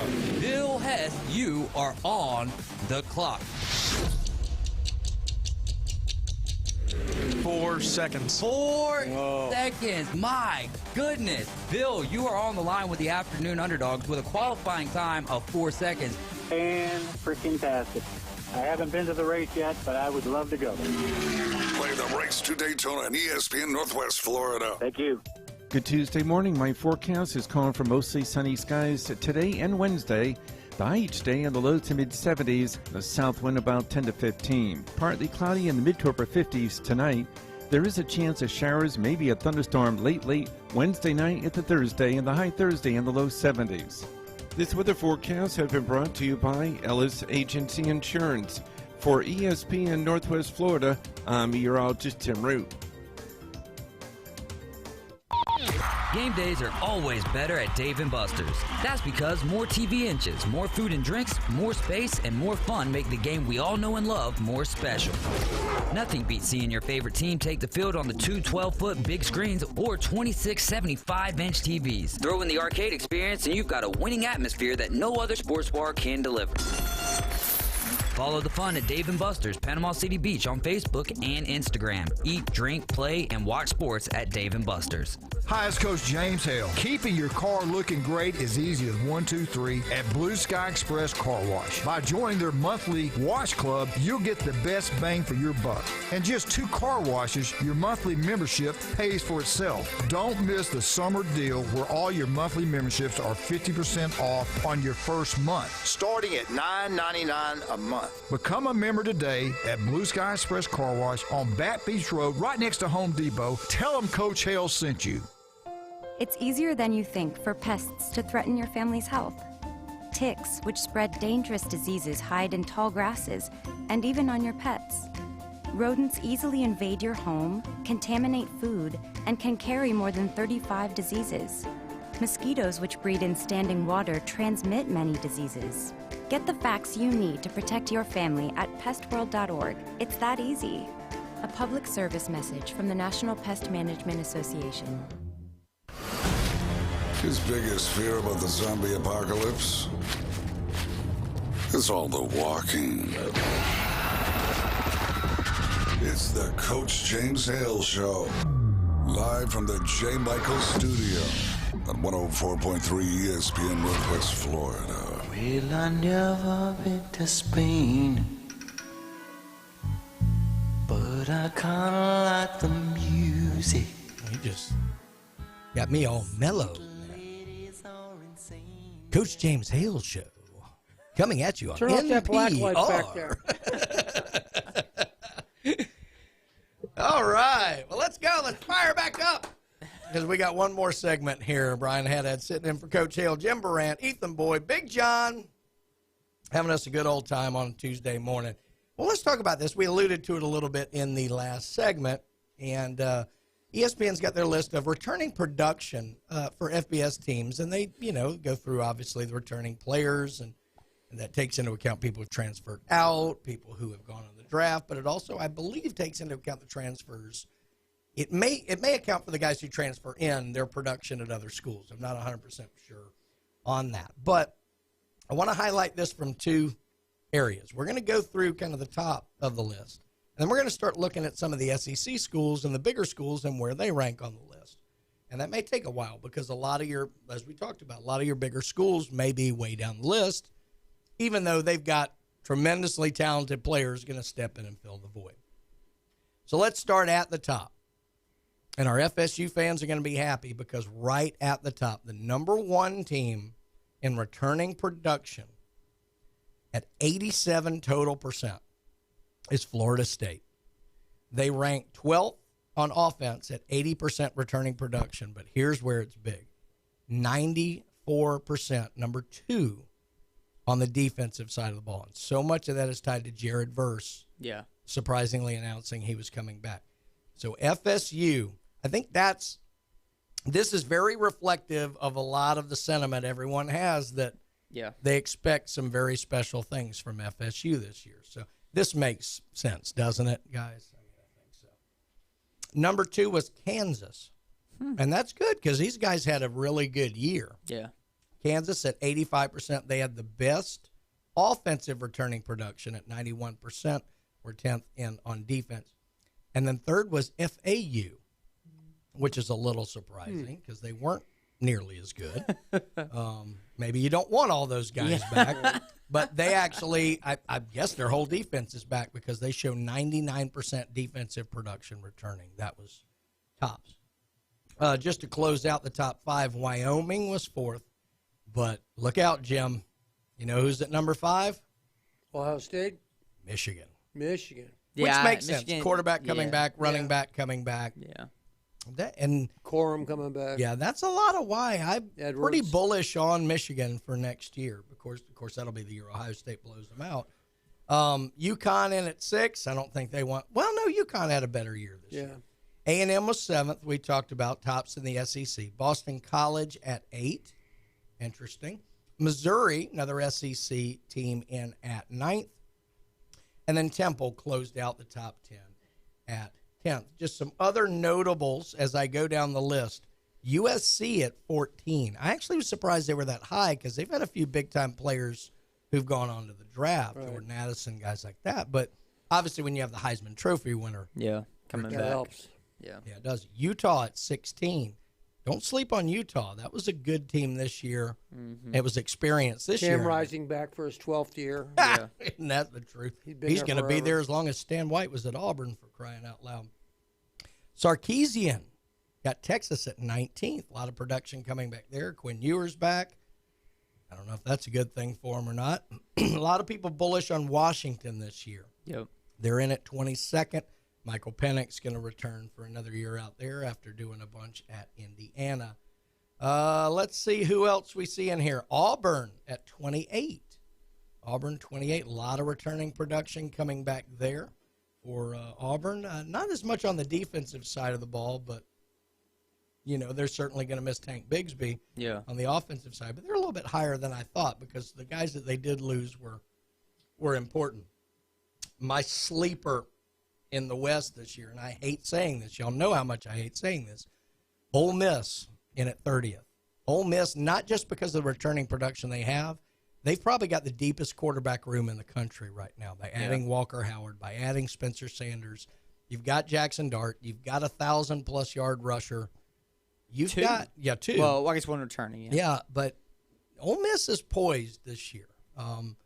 I don't know if they'll get it done, but if they're going to, defense. That's right. It's this year, and they're not replacing coordinators like they did a year ago, other than defense. Right. With Pete Golding, but you would have to imagine Pete Golding would be an improvement over what they've had. So, Ole Miss in at 30th. LSU comes in at 32nd. That's a dangerous team because in the West, there's not a lot of returning quarterbacks. Jaden Daniels is. However, he's injury prone. And that could play in there for LSU, who may start the year as the favorite in the West. They really might, just because of that. Miami in at 35, Clemson at 36. Let's keep scrolling down the list here a little bit. Michigan State at 45, Ohio State at 48. That's really not that bad for Stroud, and I guess both the receivers coming back really helps. Yeah, and the running backs. All the running backs. Yeah. How do they do defensively coming back? They had a lot of guys come back. And the ones that they lost on defense, They played a lot, but it's not. That's still where their issue is, obviously. A team that I thought would be higher up this list was Oregon, because they're Bo Nix coming back, obviously, but they're bringing a lot of their big players back. I have a feeling they lost a lot off of their lines, maybe. Yeah. But Oregon in at 54. Vandy's at 58. Watch out. Hey, Vandy played a lot better last year. Clark Lee did a surprisingly good job there. Tennessee's in at 69th. Joe Milton has got a cannon. If Josh Heupel can bring him in the way he did with Hendon Hooker, now Hendon Hooker was 85 years old and he was experienced, so it was easier. But Joe Milton has the talent to make Tennessee a really scary team again. He's got a cannon for an arm, that's for sure. That's right. Kentucky in at 73rd. Number 74, the greatest football team on earth. Southern Miss? The Akron Zips. There you go. 74th. Don't believe the hype. Is another one of those where we hope those guys weren't coming back. Yeah. Number 80, the defending national champs, Georgia Bulldogs. Pretty you know good. who Akron's coach is? Joe Moorhead. That's right. Joe is over there. I did not have the problems with Moorhead that most Mississippi State fans did. And if you look at his record, and I know this is going to upset some people, look at what Mullen did, look at what Moorhead did, and honestly, look at what Leach did. Their records were essentially identical. Right. Leach was great on Twitter and a fun person to be around. Mullen got him to number 1 once. Once. But it was style over substance. Right. Let's just keep going real quick. We're coming up against it. Mississippi State, speak of the devil, 91st on this. Still remains to be seen to me if Will Rogers is actually going to be back. South Carolina lost a lot. Yeah, there's been a lot of talk about him going to Auburn, is what I've heard. South Carolina lost a lot in the portal, lost a lot to Florida State, 102nd. Who Liberty. have we not heard, Brian? We're getting there. Arkansas, 106. That's not who you meant. Florida, 107. That's not who you meant either. Golly, my finger's wearing out from scrolling. There they are. Cincinnati, 124. Oh, no, that's not who you meant. At 125th out of 133 schools, the Alabama Crimson Tide. Wow. That's incredible. I understand they lost, the best defensive player in the league, probably one of the best, Will Anderson. Yeah. Obviously lost Bryce Young. Gibbs is gone. Branch is Battle. gone. That's a lot. And then obviously had players leave. Offensive defensive coordinator as well. That's crazy. Okay. Is that a hint? No, that's telling us. Well, look, we'll talk about that more. I'll make Hale nervous on that tomorrow. But thank you, Jim, for sitting in with us today. Thank you, Ethan. Thanks to Andy Burcham. Thank you, Big John, behind the board. I'll be back tomorrow, but I'll be sitting in a better chair across the way. Coach Hale will be back. Afternoon Underdogs today, and then Auburn basketball tonight as they take down Ethan Boyd's mighty Aggies. Not at home, baby. And Not at home. You can catch all of that right here. Don't turn that dial. ESPN Northwest Florida. We are out.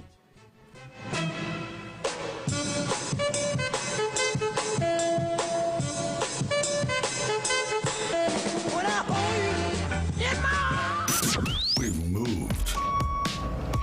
ESPN Northwest Florida offices are now on the beach. Our doors